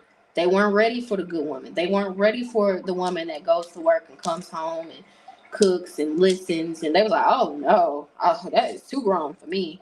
That is, I don't deserve somebody like that. So they were a bit of a dog once upon a time. All right? Yep, something to it. Knight of Wands here.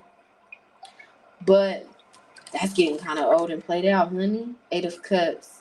That's not fulfilling anymore. They're looking for a good woman. A woman that they can settle down with. Because you see how these 7 of Cups, all of these options, all of this temptation, all of this hoopla is up there. But he's just focused on her. A good woman. It's like at one point he wasn't ready for the love that he now is seeking in a certain type of woman. This person really didn't put much thought. Thank you, Spirit. I get what you're saying. I'm connecting the dots, honey. At first, this person didn't put much energy into like knowing what it is that they want. They just went after whatever tickled their fancy, whatever looked good, whatever, was appealing on a superficial level with the 7 of Cups. But I mean, look at what's in these cups here. We've got a skull, a snake. It's a little risky. It's a little dicey. It's a little choppy, So it's like going about love in that way kind of maybe even led them to have certain kids that they love, but with someone that they don't really want to be with, or made them go towards situations that kind of brought out the worst in them that really wasn't worth the pursuit or worth their time, that seemed appealing but really brought strife and drama into their life, right? So by approaching love and whoever they pursued in this kind of like, I'm just thinking with my DICK type of energy, it led them down the wrong path that taught them what they now know, which is, okay, I don't really have an ideal type, but I know I want a good woman now.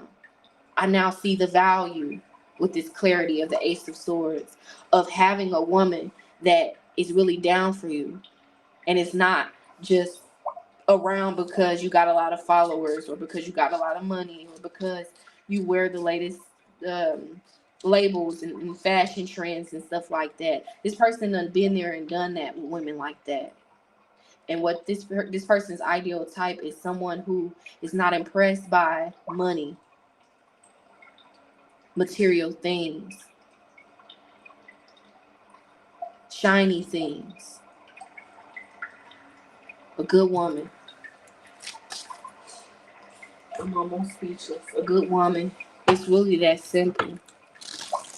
A down-to-earth woman is this person's ideal type with this peridot, this green, earthy energy.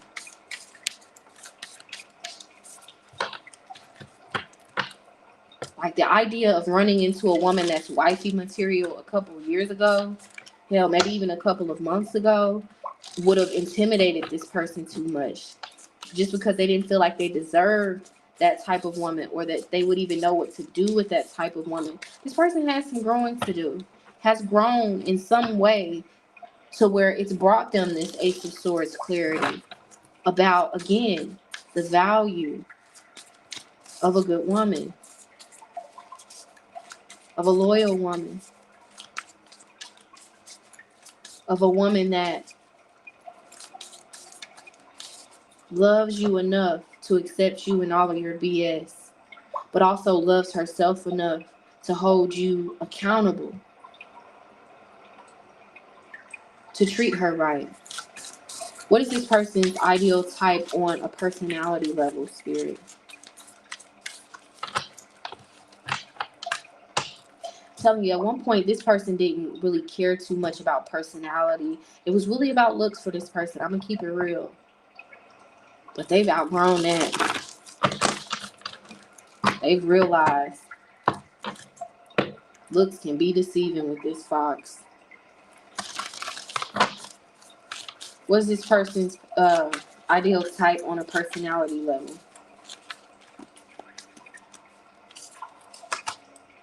Tiger. See, this person has a soft spot for kids because I'm getting tiger mom. So whether you're a parent or not, this person's ideal type is someone who's good with children, or someone who, I'm telling you, if some of y'all are dealing with people from the city, you know, people who do what they got to do to get by, whether you're dealing with somebody who's in the streets, or who just came from humble beginnings, if that's, what your culture is about or whatever. I'm just getting this strong sense that a lot of y'all are dealing with masculines with very strong personalities, with very, like, a headstrong type of energy, very masculine, maybe even serious, kind of emotionally detached, cold. I'm thinking of the Beauty and the Beast type of energy, right? How there was a whole other side to him, but all you could see was the beast until the real him was revealed, right? So some of y'all are dealing with beast type masculines, like they just seem real raw and serious. I mean, come on now, you were drawn to the Emperor here. Serious energy. This person's ideal type on a personality level is someone who could bring out this other side of them that does like to laugh, that does, like, this person wants to learn how to be more romantic. They didn't used to be someone that wanted a family, but for a lot of you, they want that now. Quite possibly even with you on a personality level. Their ideal type is someone who, I'm telling you, is something about being good with children. Someone who is kind to people. Who applies a gentle touch. Because I'm thinking about the tiger is just as menacing and powerful as the lion, but yet we revere the lion as the king of the jungle. But the tiger is just as worthy. But you rarely see. I mean, it does happen if you watch like the Geography Channel or something like that. A tiger going up against a lion. But more often than not, the tiger just kind of does its own thing. Doesn't really compete for the lion's spot. Yeah. So this person's ideal type on a personality level is somebody who's not jealous, somebody who has, who knows how to command respect, who knows how to conduct themselves, much like pile number one, in public. Someone who doesn't do things to fit in. And I just keep getting this children thing. Tiger mom. For some of you, y'all are really good moms. This really stands out to this person. This really makes this person look at you as someone that they take more seriously than other people, because they've met other women who have children, but they're not as good of a mom as you. I'm getting that for some of you. That really is a thing. How a woman treats her children or people with waitresses, and like how a woman treats people.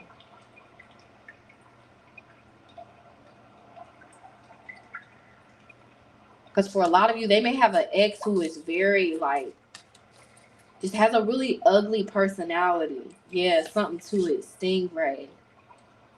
Like a nasty attitude. Yeah, just somebody who, with this tiger, like someone.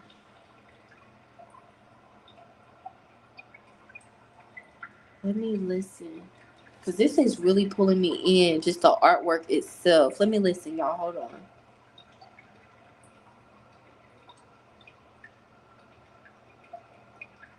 Someone who knows how to control their emotions. And again, I keep getting this not overly emotional. Who can calm them down with a calming nature. They like calm women. Regal women. Demure women. Shy women. Nurturing. Thank you, Spirit. Nurturing. They like nurturing women. And here we are, nurturing Empress. Yeah, watch pile number one as well. They like gentle, nurturing, loving, kind women. The type of women that children would flock to as opposed to run away from. Like, they don't like Cruella de Vil's and all of that. They like, I'm telling you, it's something about bad women. This person can spot a bad woman with no morals, no integrity from a mile away.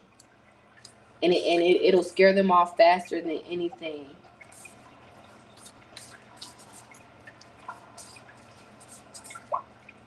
This person likes someone on a personality level who is like more intellectual, like a bookworm, nerdy. Something about, they like smart girls. They really do. They like smart girls. They don't like the partiers and stuff like that. They like smart girls. I'm just getting that very, very strongly.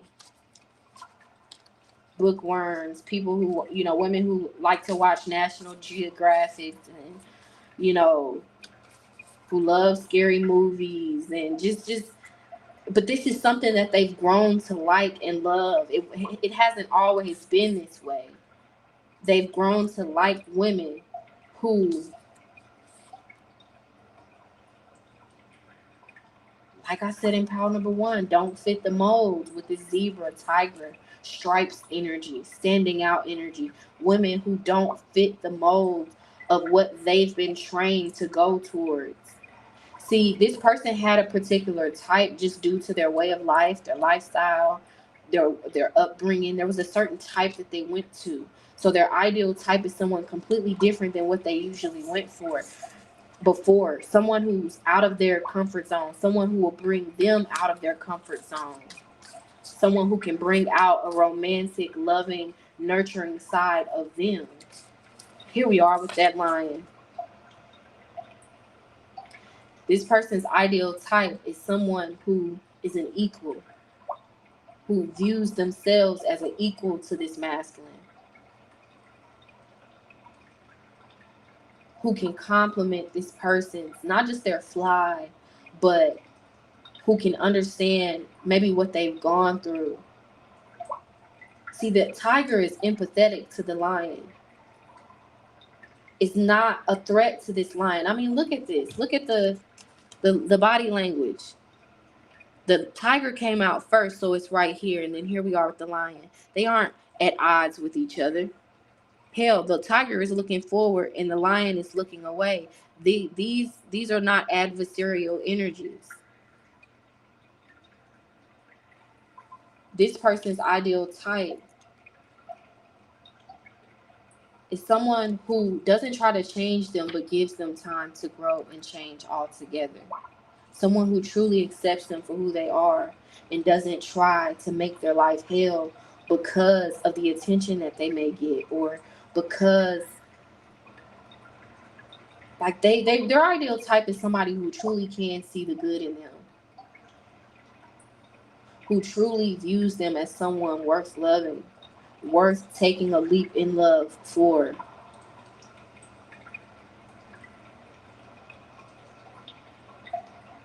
Someone who can truly is capable on an emotional level, who has the emotional capacity to love them in a way that they've never been loved. Their ideal type is a good woman with a lot of love to give. Someone kind of like their mother, with qualities of their mother.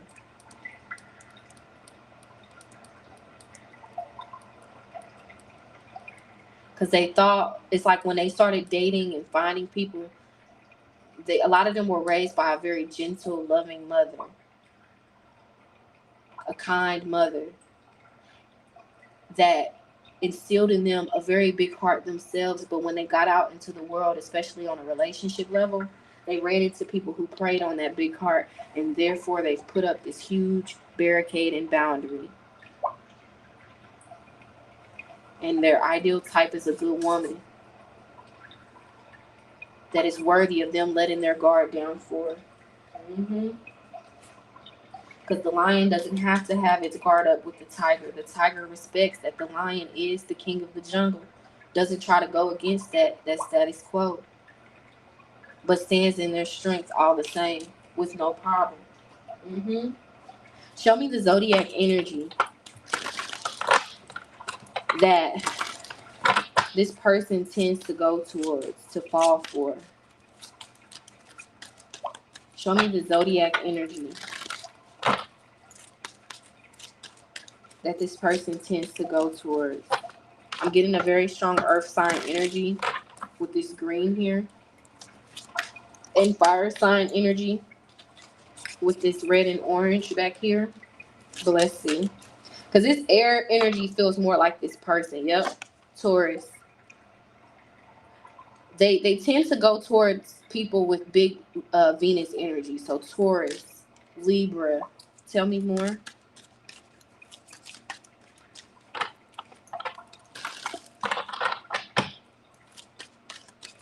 I'm getting Capricorn as well. We've got 15, which is Diablo and Tarot, which is ruled by Capricorn.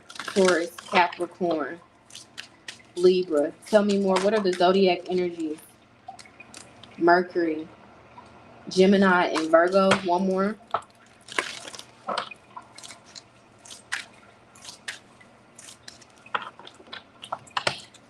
And I am getting Leo because I picked up on that lion energy and this fire energy in this background. But let's see what hits the table officially. Well, Leo came out in pile number 1, so okay. I see the connection. One more, Spirit. What zodiac energies does this person tend to fall for?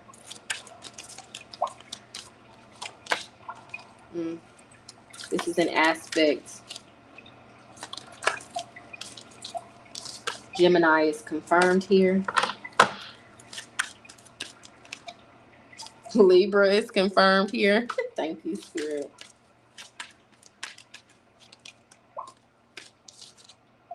Virgo is confirmed here.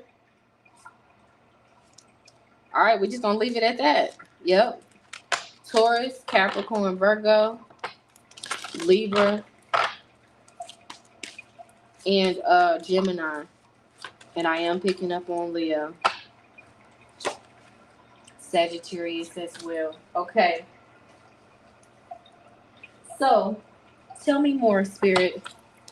So, what is this person's ideal type when it comes to offering a committed relationship? What type do they tend to offer a committed relationship to? We've got learner. So again, I'm just thinking of Miss Honey from Matilda, how she was a vast difference. Look, for a lot of y'all need to know this person has attracted a lot of Miss Trenchables. Okay, just very rambunctious women, honey. Just women that they kind of like cringe at the thought of when they reflect back on it. Yeah, like I'm telling you, they like Miss Honey, like real sweet women, kind women. I'm telling you, but it's not with the intent to prey on that person. I mean, not for all, but for most, it's not with that intention. It's like they like healing women with healing spirits, women who are not hardened by life, regal women with this king, women who carry themselves like a queen, kindergarten teacher energy. Humble, like they like humble women, not meaning like humble, like, oh, I'm nothing, I'm a piece of crap, oh, I'm never gonna be anything, don't mind me, I'm not trying to be anything special, I don't want to stand out. Not that type of humble, but just humble, like the type of woman that they tend to offer commitment to is somebody who it isn't like what they used to go towards. Someone who expects to be dripped in YSL and Givenchy and live in low income at the same time. Like women who don't try to keep up with the Joneses. I'm getting that very strongly, and that's very mirrored here with this Taurus energy. Shout out to all of my Tauruses. Y'all know how we get down. We could be able to afford certain things like that if we really wanted to, but we'll be fine going to the Goodwill and getting a nice little dress that fits our body real good. There are two types of Taurus energies. I'm just explaining this for a reason. One that is, works very hard and would buy designer things, but at the same time, they'll also go to Goodwill. That's the type of woman I am. I'll get a nice little bag, we'll say, but I'll also go to Goodwill and see what they got and wash it real good and sanitize it and sage it and put that thing on. I'm not bougie when it comes to that, honey. Okay? This person, and I'm explaining this because this is the type of person that this person would offer commitment to. One who is okay with McDonald's one day and Maggiano's the next week. If their check is a little bit low in that first week, a down-to-earth woman. I clear the energy. What type does this person tend to offer serious and real commitment to? Lover. Love, romance, reproduction, infinity. With that reproduction, I'm getting that Empress energy as well. Again, someone who is really good with children, is really good with emotions, who knows how to handle their emotions and knows how to help them understand their emotions. Someone who is not materialistic. Because materialistic women, they'll go with anybody who has the big amount of bucks.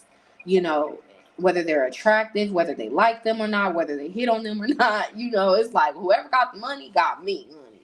But that ain't what gets this person. Yeah, here we are with vendor and courier. This is real, like, hard worker energy, humble energy, a everyday working man type of vibe. Yeah, the type of woman that will stay down till they come up. And with this doctor energy, I'm thinking about how long people are in medical school, how sometimes they have to live with their parents. They make sacrifices to reach this level of achievement and success in their career. To become a doctor, you have to make a lot of sacrifices. And this person tends to offer commitment or want commitment with somebody who is not just hardworking, but is patient with them as they are working towards their goals, who doesn't expect them to be a multi-millionaire by the time y'all meet or 6 months into the relationship. Somebody who's realistic, down to earth, and in the connection for the right reasons. And again, with a lot of love to give. Someone who doesn't just do things for social media or just attention with this influencer. So I'm telling you, this person has ran into a lot of women who just want them for their looks, or just to say that they slept with them, or just to post them to get some sort of a one-up on other women or something like that. Yeah.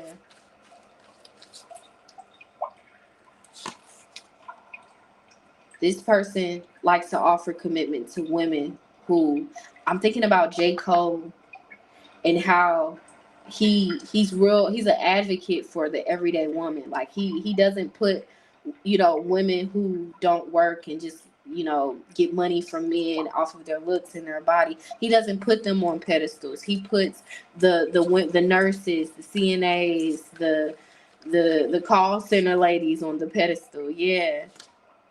Chef. I'm getting like chef's kiss, mwah, type energy. This person offers commitment to women who are good. And because they haven't ran into a lot of good women, they haven't offered commitment much at all. And it's a bit of a commitment fold as a result. But a good woman with a good heart. What is this person's ideal type on a physical, aesthetic, and beauty level, a superficial level? We've got Ace of Pentacles. I mean, yes, this is a butt and a thigh man, because I'm thinking about how round this is. So I'm not saying if you have a flat butt, this person doesn't want you, but it's like this person, I mean, they like a butt. This is a butt man and thigh man. If we talk about like beauty and the body and the physical aspect, what their ideal type is, someone with a nice butt. It doesn't have to be overly huge, but this is a butt guy, okay? They hate to see you go, but they love to watch you walk away. This is the type that they are. Tell me more. Or not that they are, oh God, that they is their ideal type on a physical level. Tell me more.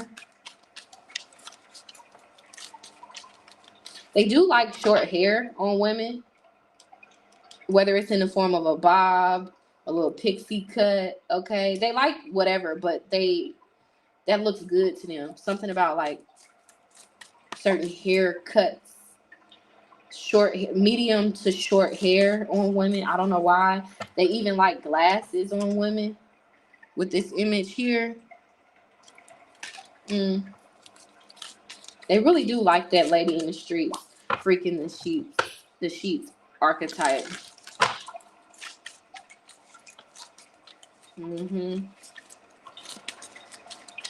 More than pal number one, this person likes like kind of natural hair colors, the blacks, the browns, the reds. I'm not gonna say they don't like all of the like funky, rebellious, out of the box looks. Like as long as it looks good, cool, yeah. But they like something just kind of like feminine and soft and natural looking, whether it's your natural hair or not. With this moon here, tell me more. Yeah, looks don't really make it or break it for this person. It's really just more of a cherry on top with that moon popping out. Like, oh yeah. Y'all gotta listen to that song in the comments once we're done. Hold on. Soul Child. Had to write it down. The one that I'm getting now. Show me. 6 of Cups. What did I say? Good with children. But let's see. This person tends to like petite, shorter women. Like this person is, and don't get mad at me if you're taller than this person that you're thinking about. But they just like people who are their height or shorter. They do like petite women, petite, curvy, like short and thick, or petite and curvy women.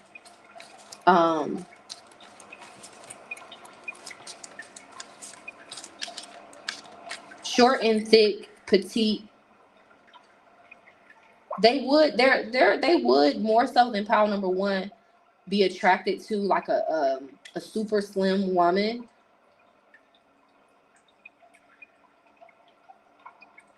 but they really prefer like short and thick or petite and curvy is what I'm getting.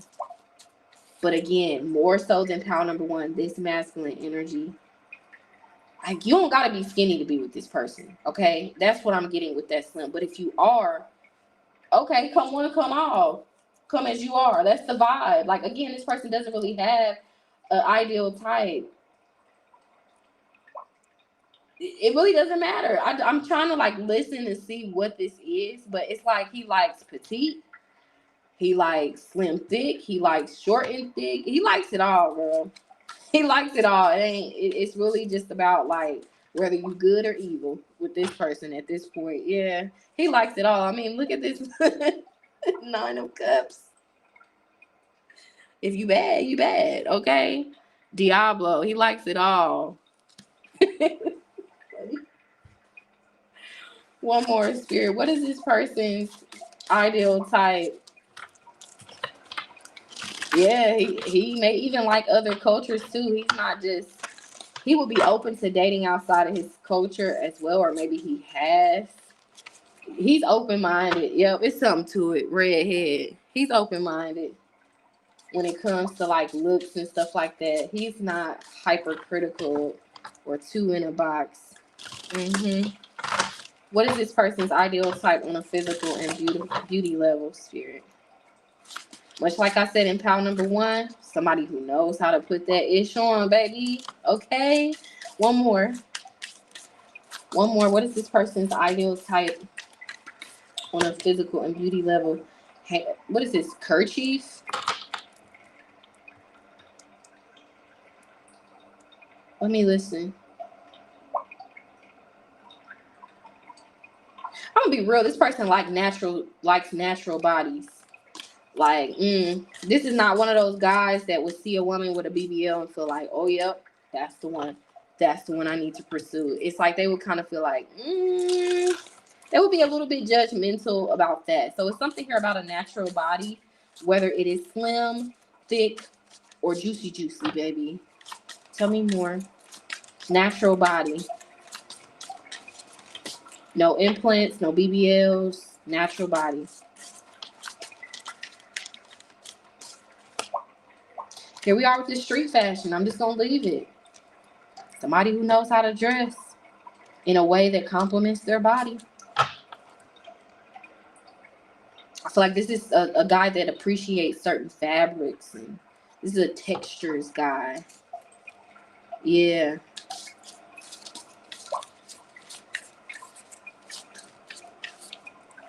Knowing how to dress is a thing for this person. And as long as you her, you don't really care what that scale say. That's what I'm seeing. As long as you her, and you move like you her. That's all it is for this person. All right, what's the number one way to this person's heart, Spirit? What's the number one way to this person's heart? Falling in love. Let me listen very soon. Okay, so that's a message for some of y'all. Let me listen. So you see how they're sitting on the ground here, just with the pillows, the candles. It looks like a fire hazard to me, but I'm no fireman. Anyway, it's about how like humble this environment is, whereas they're having this romantic moment. Like, And I'm going to dig deeper, but the number one way to this person's heart is not being materialistic,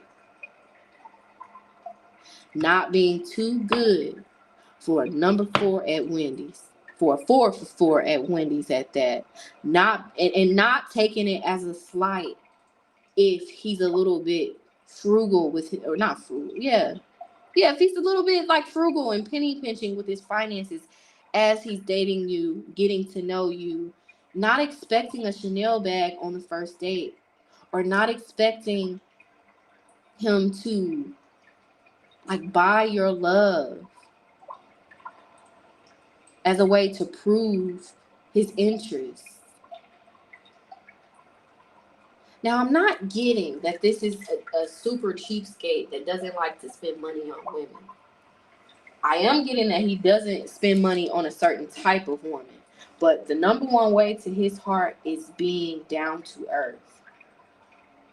Is, can you be just as bright, sunny, and happy if y'all go on a picnic date with some Cheeto Puffs and some deli lunch meat and some honey bread and some gummy bears, just as much as if he were to take you to Ruth Chris and the Marriott and the Sybaris and Paris. You get what I'm saying? Gratitude, being grateful and not materialistic.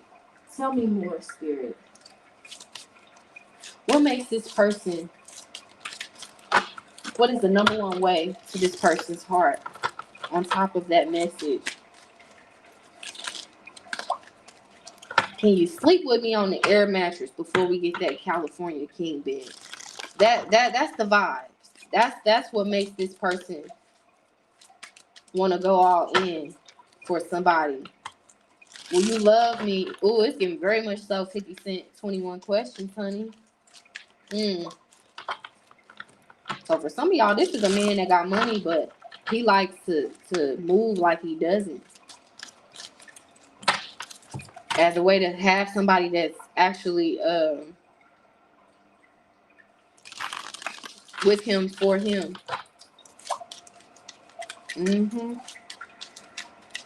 For a lot of you, you need to know this is the type of man that you're looking for. He's just not packaged in the way that you expect. Not for all of you, but it is for some of you. What are you doing tonight? Another quiet night at home, or are you going out? I'm not doing much of anything. The number one way to this person's heart, let me listen. Like being there for them. Especially when they're at a low point. Because I feel like this person struggles emotionally with things because of what they've gone through in their past. I'm telling you, they've got abandonment issues and fears of rejection, much like you do. Their love has been unrequited by someone or multiple people, just as much as yours has. Although it may not seem like it. It says you chose someone else. I wish it could have been us. Good luck with your new person. For some of you, a parent, it could have even been a father, may have chosen another family over this person and their mother, or like abandon them in pursuit of just being like a player, the archetype that they may have even taken on due to their hurt. But this person's love was rejected and unrequited, but long before they started dating people. This person felt unloved long before they started being intimate with people and having girlfriends and trying to find love or running into it. So the number one way to this person's heart is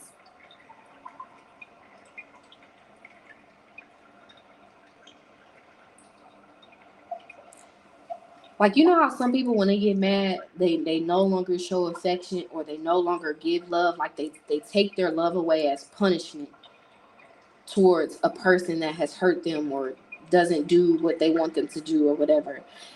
It's like what I'm picking up on here is somebody that's going to be with them, not just in the peaks, but the valleys too.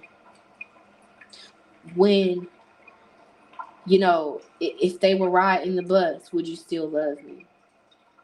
If I lost my job, would you still love me? Someone who is reassuring. Being reassuring is the number one way, or a top way, to this person's heart. On top of being understanding and not materialistic, and also being grateful. I'm hearing it's the simple things. The best things in life are free. The top way to this person's heart is like really showing him that you're gonna be there for him. Like, cause I feel like this is a masculine that tests women. Like they don't, because for a lot of you, this person really does have money, or they have a way of getting money, like lots of money, or a good amount of money.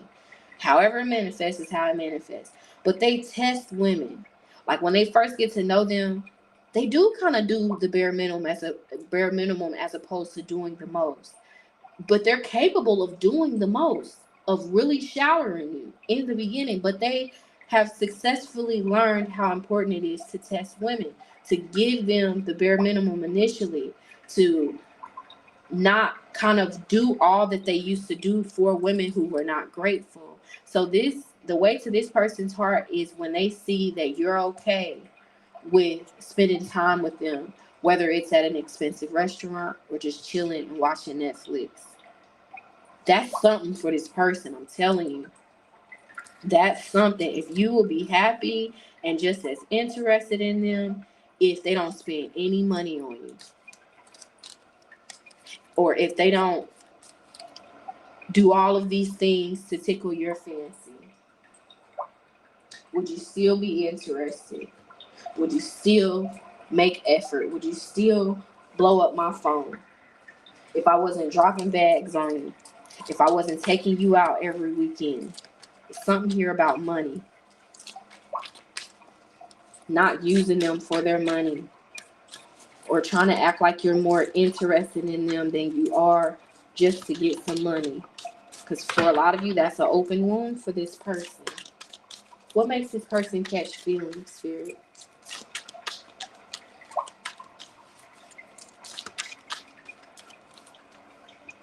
I'm going to tell you for real before we move forward, living together, spending the night together, skin to skin, is a way to this person's heart. Like literally,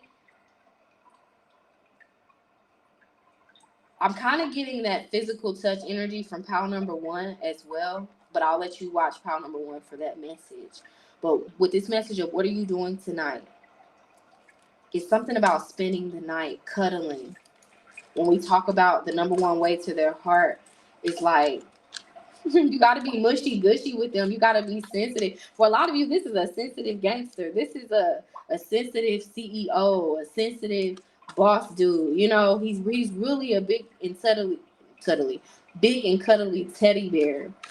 You know, big just in terms of his personality, his ego, but he's really gentle. He's really soft, or at least he can be. Yeah, it's something about not being with him just for his money or just to make your life easier.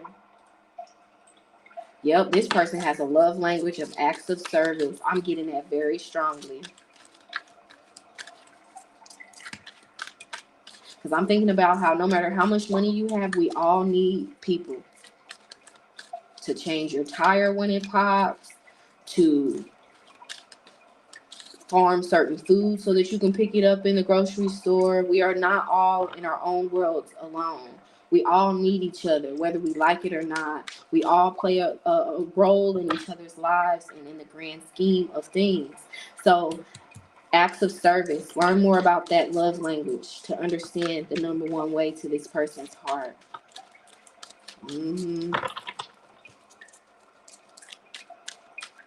Ooh, and a woman that does things without him having to tell her.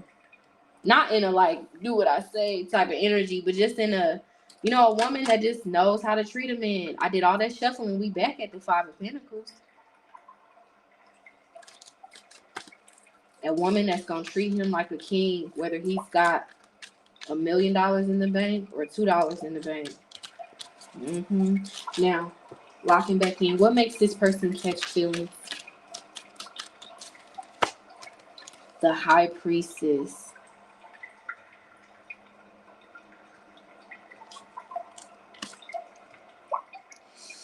Let me listen.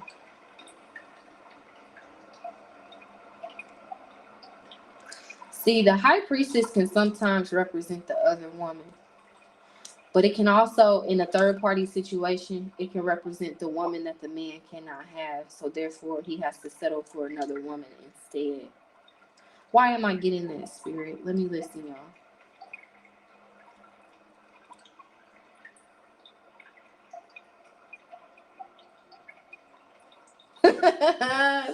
Okay. Sorry, y'all. It's funny how the brain works sometimes.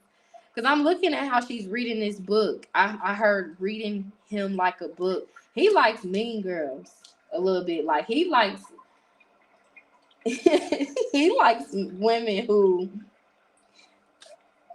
like are like no, like who tell him no, who are a bit sassy, have an attitude. Knight of Pentacles.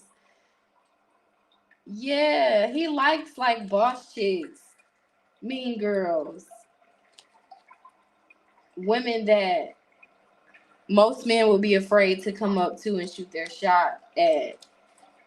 And again, reading him like a book, he likes women that can see through his hard shell and exterior, who are not easily ran off by his guard and his boundaries. Yeah, Four of Cups.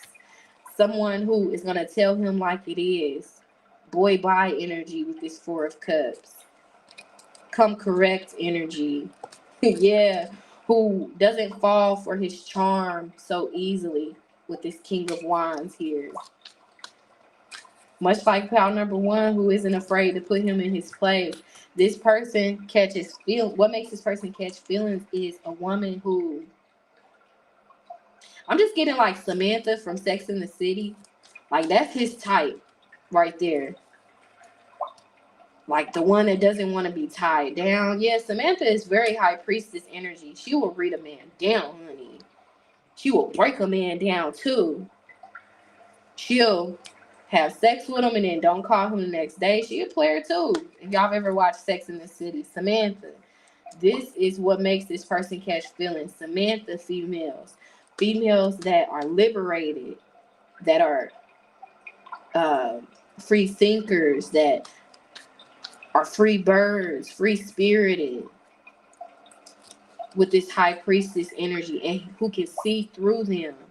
Here we are back at this King of Wands energy.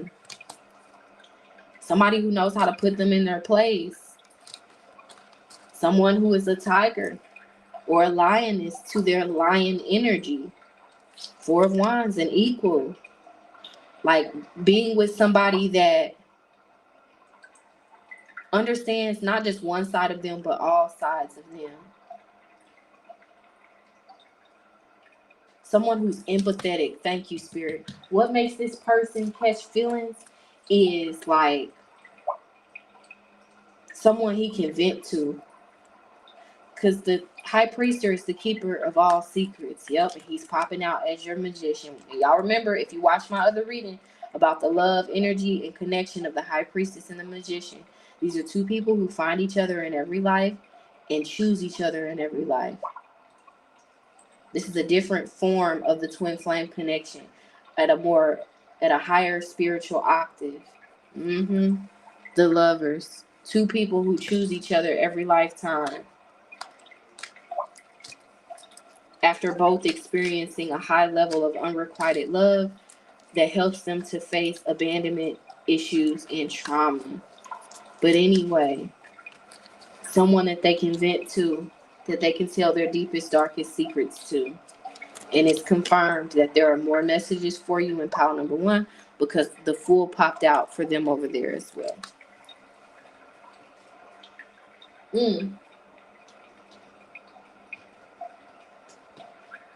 Tell me more, Spirit. What makes this person catch feelings?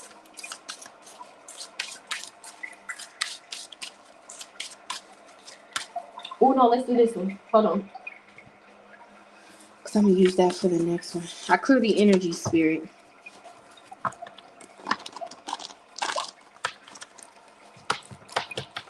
What makes this person catch feelings? Did not tell y'all? Loyalty. I am being loyal to you. Being loyal to this person, whether y'all are on good terms or bad terms. Because I'm thinking about when 21 Savage said in his song Ball, Without You, he said, I'd rather have loyalty than love because love really don't mean jack. People can love you and still stab you in your back. Loyalty. Loyalty. And where y'all tell each other everything. Where y'all tell each other the truth. Even if you made a mistake, even if you cheated, like, it's something about being real with this person, not keeping them in the dark about things. With this person is guilty about something regarding you. Yeah. What makes this person catch feelings as well is somebody who doesn't try to do tit for tat. Like, if they make a mistake, someone who isn't going to try to hurt them back, but like one day say that they love them and care about them, but as soon as they make a mistake, they're under attack by the person that said that loved them. Yeah, it says this relationship is not worth pursuing. Someone who is a lover and a fighter. This is being in the midst of someone like that, being in a connection with someone who is a lover and a fighter.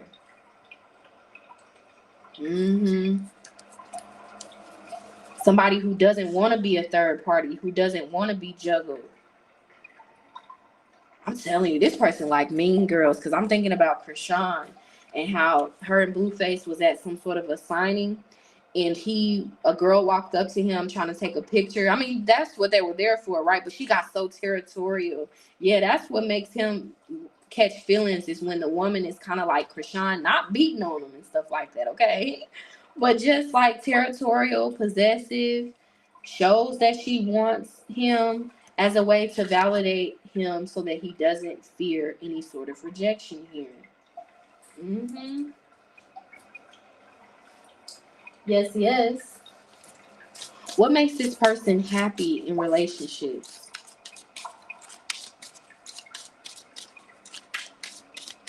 What makes this person happy in relationships? Together we attract abundance into our lives, filling our hearts with love, joy, and prosperity. All right, this person likes to get money together. May even want to start a business with their partner. Like, that would be a goal, an ideal, a hope, a pursuit for this person. And here we are with we celebrate the abundance, the synchronistic message of abundance and prosperity. We celebrate the abundance of each moment, recognizing our love is the foundation for all we attract and share. Somebody that's okay, so what makes this person happy is getting money together.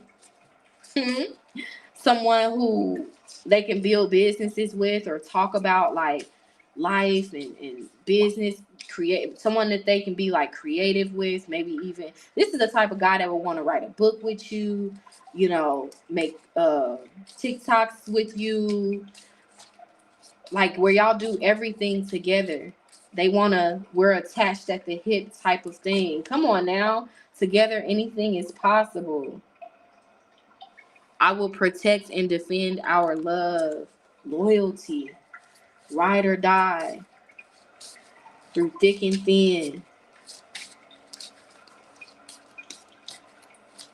Wifey. What makes them happy is like being treated like a king, being treated like royalty.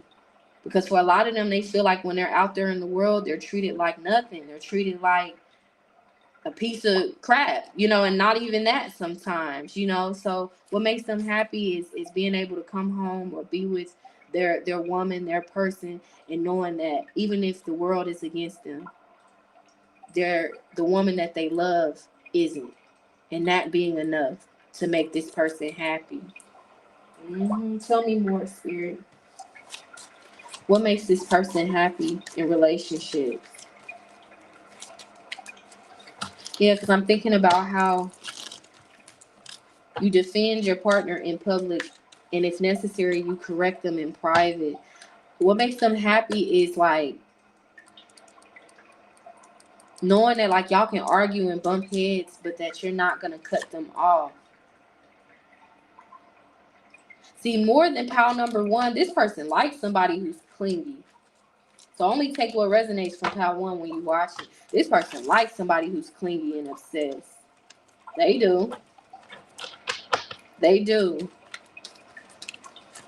I mean, not right away, but they like that. They get this person going. When someone is clingy, possessive, doesn't want to share them, this is what makes them happy in a relationship, knowing that they are wanted, that they are respected,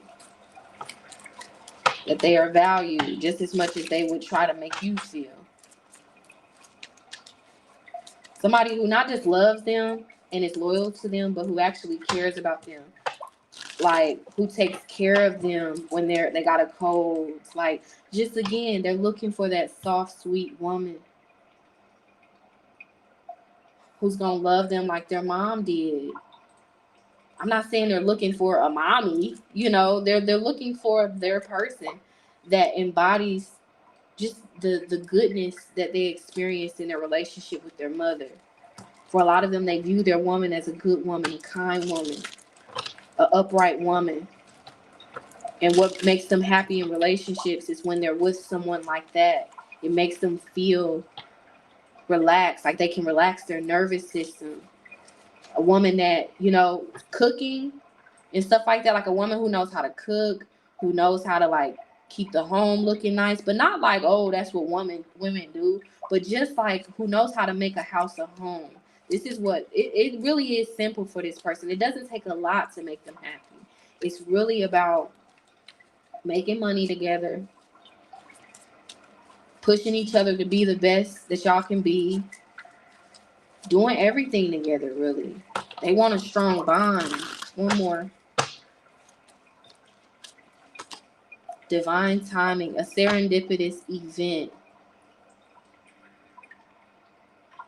Okay, yeah, this is giving like spontaneity. So this person, what makes them happy in relationships is like,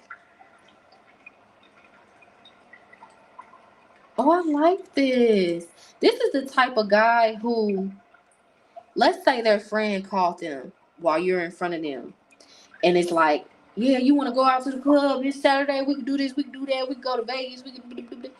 And this person will be like, yeah, hold on, what you say, honey? Talking to you. And then we'll put the phone away and be like, say no, say I can't go. And then, you say, no, you can't go. And he like, yeah, sorry, she hassling me, she nagging, you know how she is, she don't want me to go, sorry. And then would rather like rub his feet against yours in the bed instead of go out on that Saturday night with their friends. Like, that's what makes this person happy. Like being able to just be with you all the time, whatever, because this person can be clingy and attached, needy even, right? And with this spontaneity type of energy, like, say it's a Saturday morning and y'all don't have plans. Like, y'all randomly just get up and try a new restaurant. Y'all randomly just get up and go do something. Like, this spur of the moment quality time is what makes this person happy.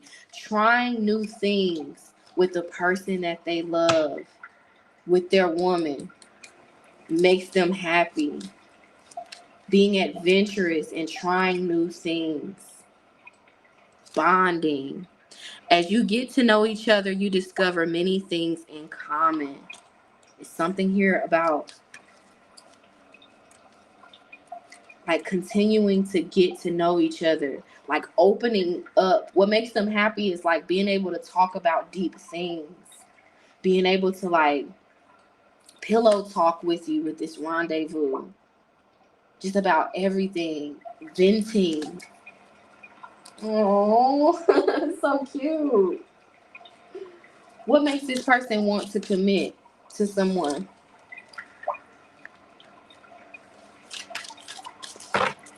What makes this person want to commit to someone's spirit?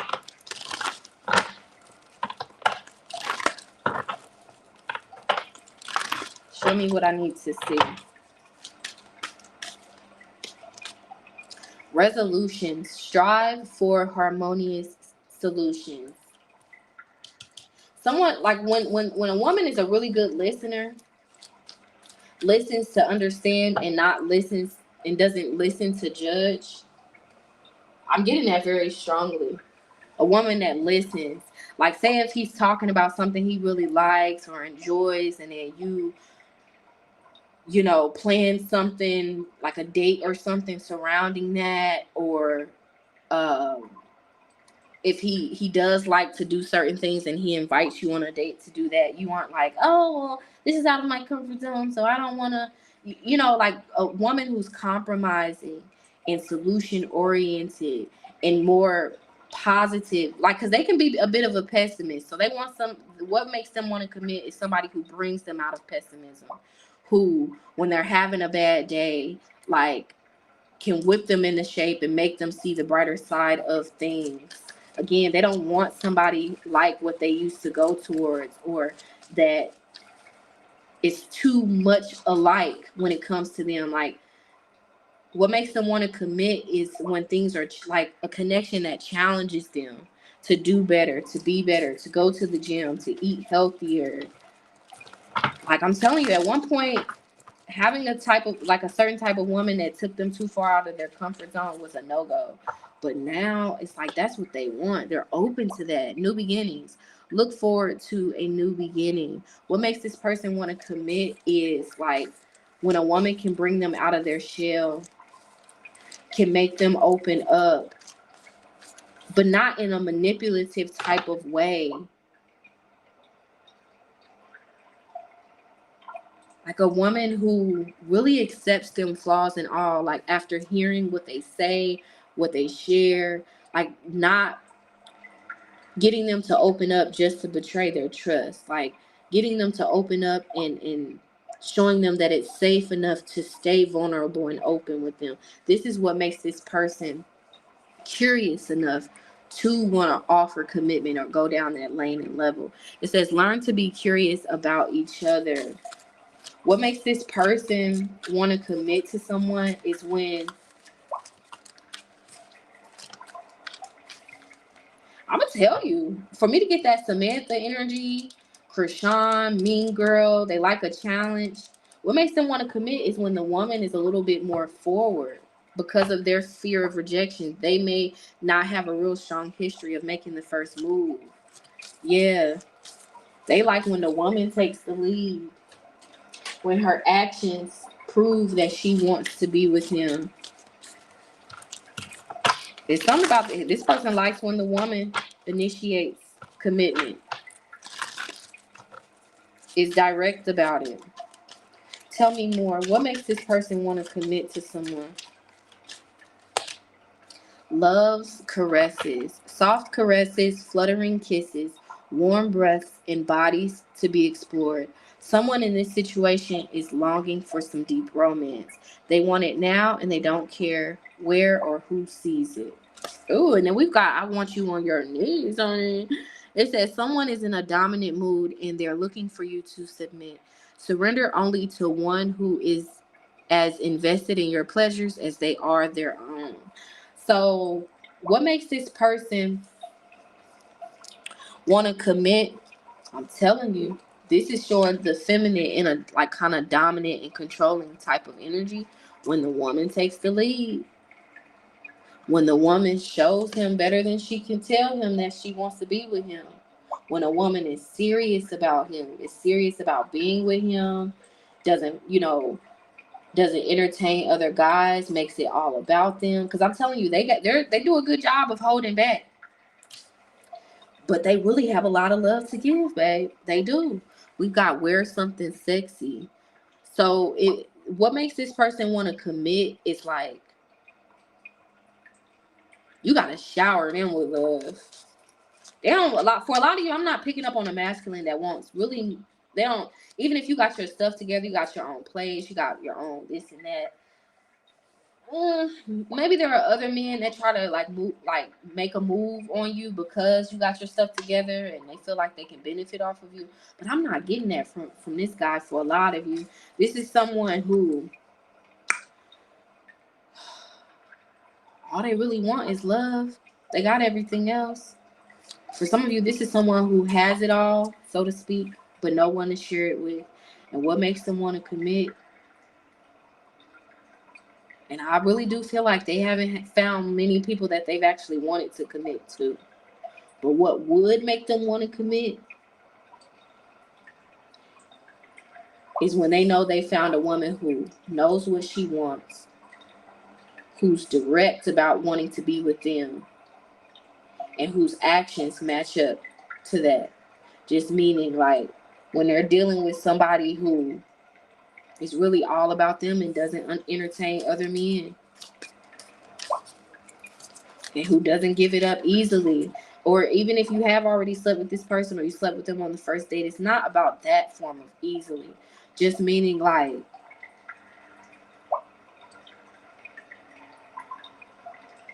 this person can tell right away what somebody is really around them for. And what would make them want to commit is a woman who makes them a priority. Straight like that. With this dominant female energy that I'm picking up on.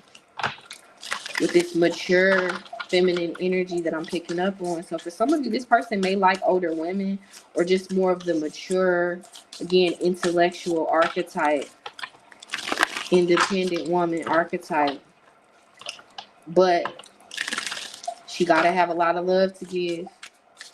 Because this person is not in the business of handing out love and money and affection in the first few months of getting to know someone, or hell, even in the first few years for some of them. It takes this person a minute to open up because they've learned to be that discriminating with their love, right? So, yeah. What makes them want to commit? Someone who has balanced their light and their dark side. Someone who has just as many pros as they have cons. Those cons can't outweigh the pros no more. That used to be, it didn't used to be a deal breaker for this person, but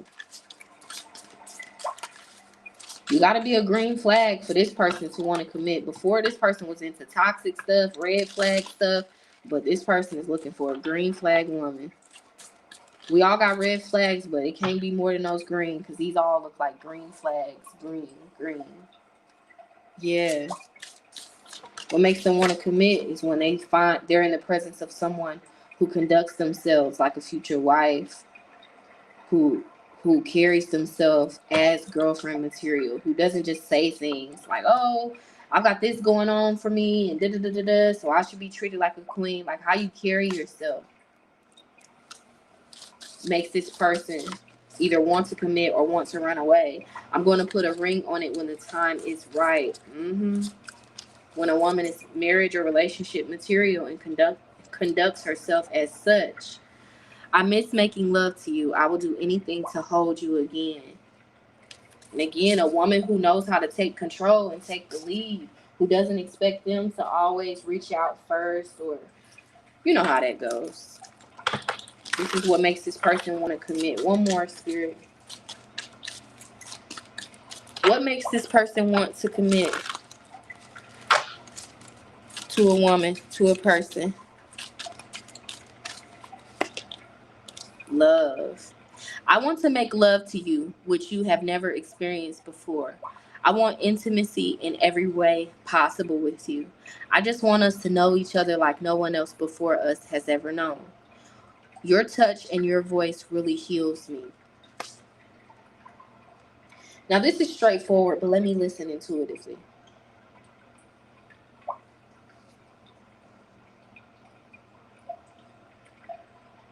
When the love is real and it ain't fake, this is what makes this person commit. Because they know when the love is fake. They know when something is not going to last long. Yep, thank you, Spirit. When the connection shows that it has long-term potential as opposed to short-term potential.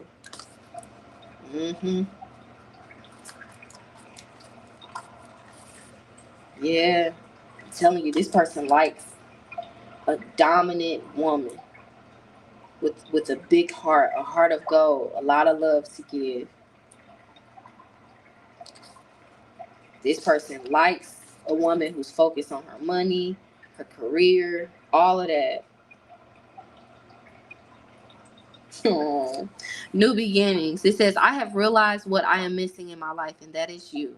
This new love has given me a fresh perspective and changed who I am. There is no going back, only forward. When I met you, after that, I never looked back. I want to have a fresh new start with you. So, whatever it is they're looking for, they have not found it. For a lot of them, ever. Like, they've never truly been in love before. Maybe they've liked other people a lot, or love and care for certain people, but they've never truly been in love. So what makes them want to commit to someone at this point with all that they've learned and with who they are now is once they find this person that they've been looking for that they haven't yet ran into, and they feel like they know that they'll know when they're in the presence of that person. And for some of you, they know that it is you, but for some of you, they're still, they still got this guard up too high enough to see that you do have more green flags than red.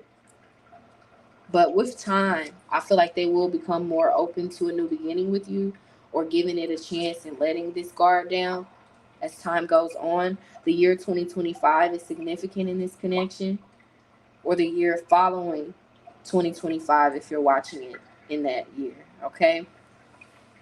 Our love is real.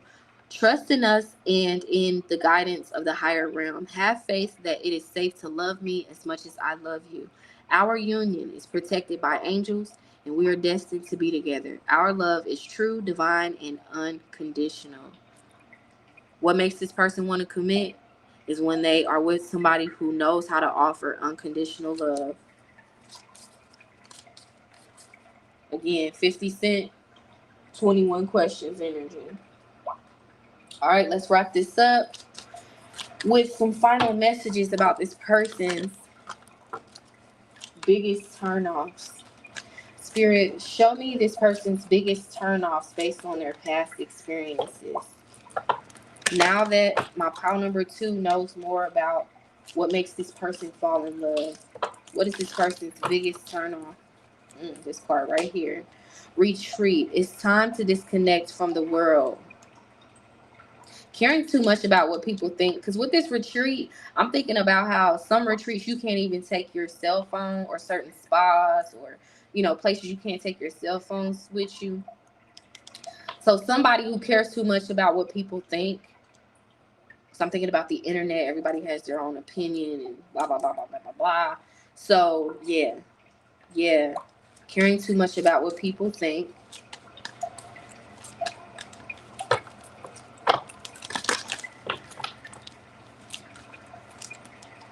Like being too guarded yourself. It's kind of like hypocritical, because they can be the guard master based on what I'm seeing. But like being too guarded to the point where if y'all spend time together, it's awkward or uncomfortable, or they can't kind of like don't see a point of them letting their guard down. It's like sometimes to disarm someone, you've got to lay down your weapon. So a huge turnoff for this person, besides caring too much about what other people think and just being too emotionally unavailable. Because I'm thinking about how you could be in the presence of somebody sitting right next to them, but be completely disconnected emotionally, or not on the same page emotionally. Being too distant and busy and caring too much about what other people think, and behaving in a way that makes it seem like you're too good to make effort. And again, having too many damn red flags. Yes. Tell me more, Spirit. What is this person's biggest turnoff based on past experiences? I feel abandoned by you, and it is triggering my childhood traumas. Didn't I pick up on this earlier, y'all? Like being cold and withholding of love and affection whenever they make a mistake. Because it really does trigger like certain punishments that they endured as a child. Like it just touches on wounds that haven't healed yet. Like being like mean spirited towards them and cold. Like even though this person likes mean women, like mean to other people, not mean to them, you know. I don't know. It's just like treating them really, really poorly. And again, taking their kindness for weakness. Ugh.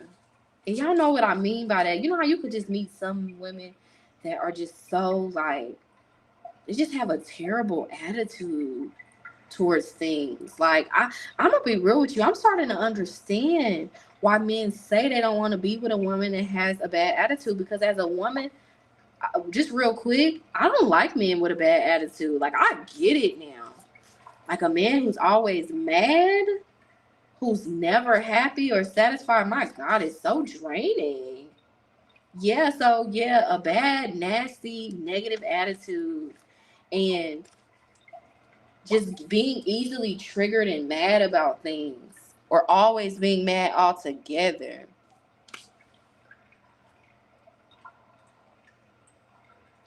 Ooh, I feel like there's one more in this deck I need to see. What is this person's biggest turn off spirit?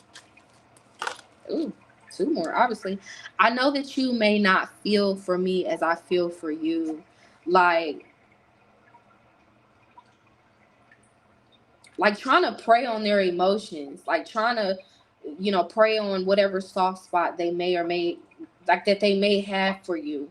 Like trying to play them for a fool just because they have feelings for you. I am keeping secrets from you and I hope you don't find out. Being secretive, being sneaky. It's something here about being manipulative unnecessarily. Always wanting things to go your way.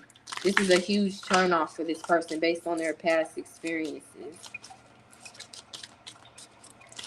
Being like entitled, greedy, and again, expecting everything to go that person's way. It just really grinds this person's gears. Date. Meeting someone new, dating, get back out there, plan or set a date. Like trying to be a player girl. Again, trying to play them. I don't know why, but I'm just getting that. Or trying to make them look bad. Not like they care too much about what people think, but it's something about like the optics. When I think about this camera here, it says reminiscing, keepsake, perception, learn from the past, make memories. Like, yeah, trying to talk to other people whenever y'all are not seeing eye to eye. Like just being so quick to entertain other men when you're mad at him. That's a huge turnoff for this person. And expecting this person to just like do the most while you do the bare minimum. Because I'm going to be real. I feel like as women, sometimes we think giving out our cooter cat is just enough, and it ain't for a lot of guys. Just opening our legs isn't enough for all men. Like sometimes they want a little bit more than that. Some men view that as bare minimum. So a huge turnoff is for this person is a woman that does the bare minimum but expects the most effort when she's not even offering that herself. I am getting that. I clear the energy. And no, I'm not getting like he expects you to be able to cook a 5-course meal and do all of these traditionally feminine type of things and roles and stuff. But he wants a woman who makes effort, who has just as much not a red flag, but a deal breaker, a turn off for this person is a woman who has nothing to offer. For real, I'm getting that very strongly. What's a huge turn off for this person? Fierce temper. I'm telling you, they don't like a bad attitude, baby. They don't like no abusive woman hitting on them and stuff. It says has too many anger issues and dark moods. Abusive. Someone who's moody and mean or drinks or parties a lot. Who's unpredictable. Yeah, it says never know what they'll do. Unreliable, live wire. So this is picking up on toxic connections that they went towards before. They don't want nothing to do with that no more. For a lot of them, they've learned the lesson of a karmic relationship, or on the tail end of a karmic lesson that they're being taught by way of a toxic relationship, and they're realizing what they no longer need. Confirmation, because my little water music just went off, and I look down and we've got toxic love, drama, addictions, love hate relationship. A turn off is somebody who has nothing to offer but another toxic relationship. I know y'all better not play a commercial. Hold on, y'all. Okay, there we go. Okay, we back. We back. Tell me more, Spirit.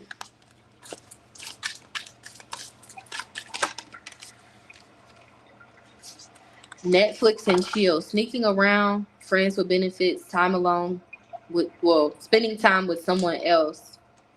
Entertaining an ex.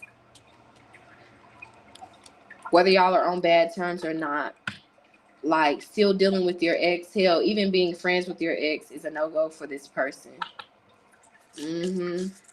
Exes being a problem or an interference, turn off for this person. What the hell?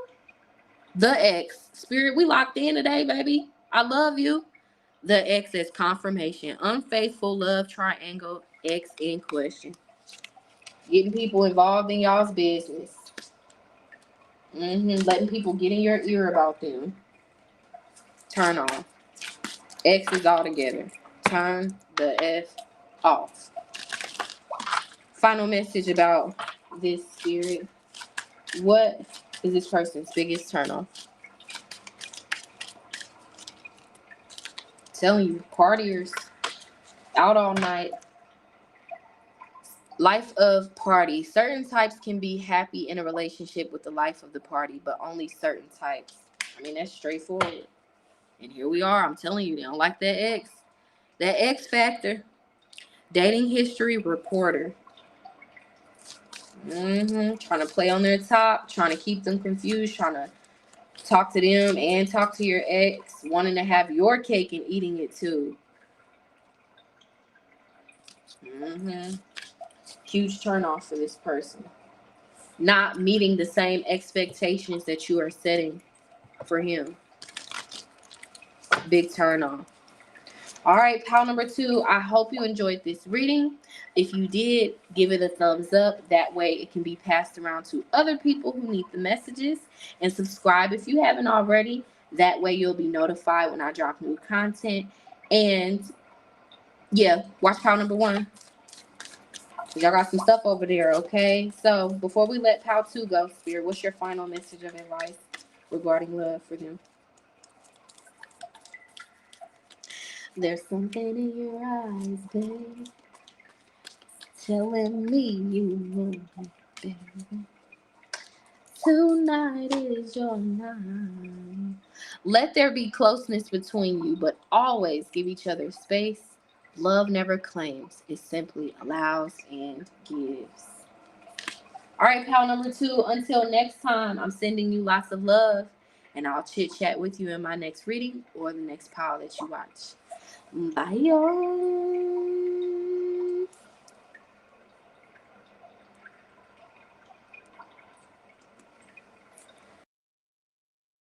My style of reading and you want to book your first or next session with me, head on over to Saintuality.com.